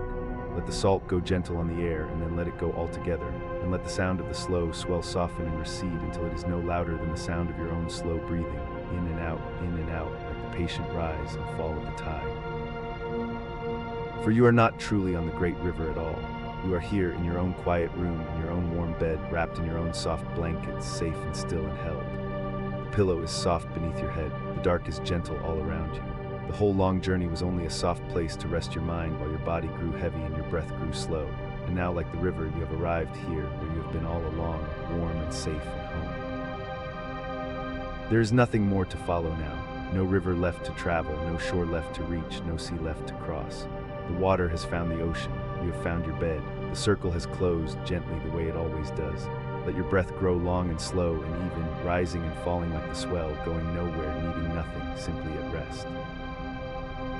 Let it all fade now, the mountains and the snow melt, the forest and the canopy, the lights on the dark water, the people and the channels and the meeting of the waters, the wide brown mouth and the island and the sea.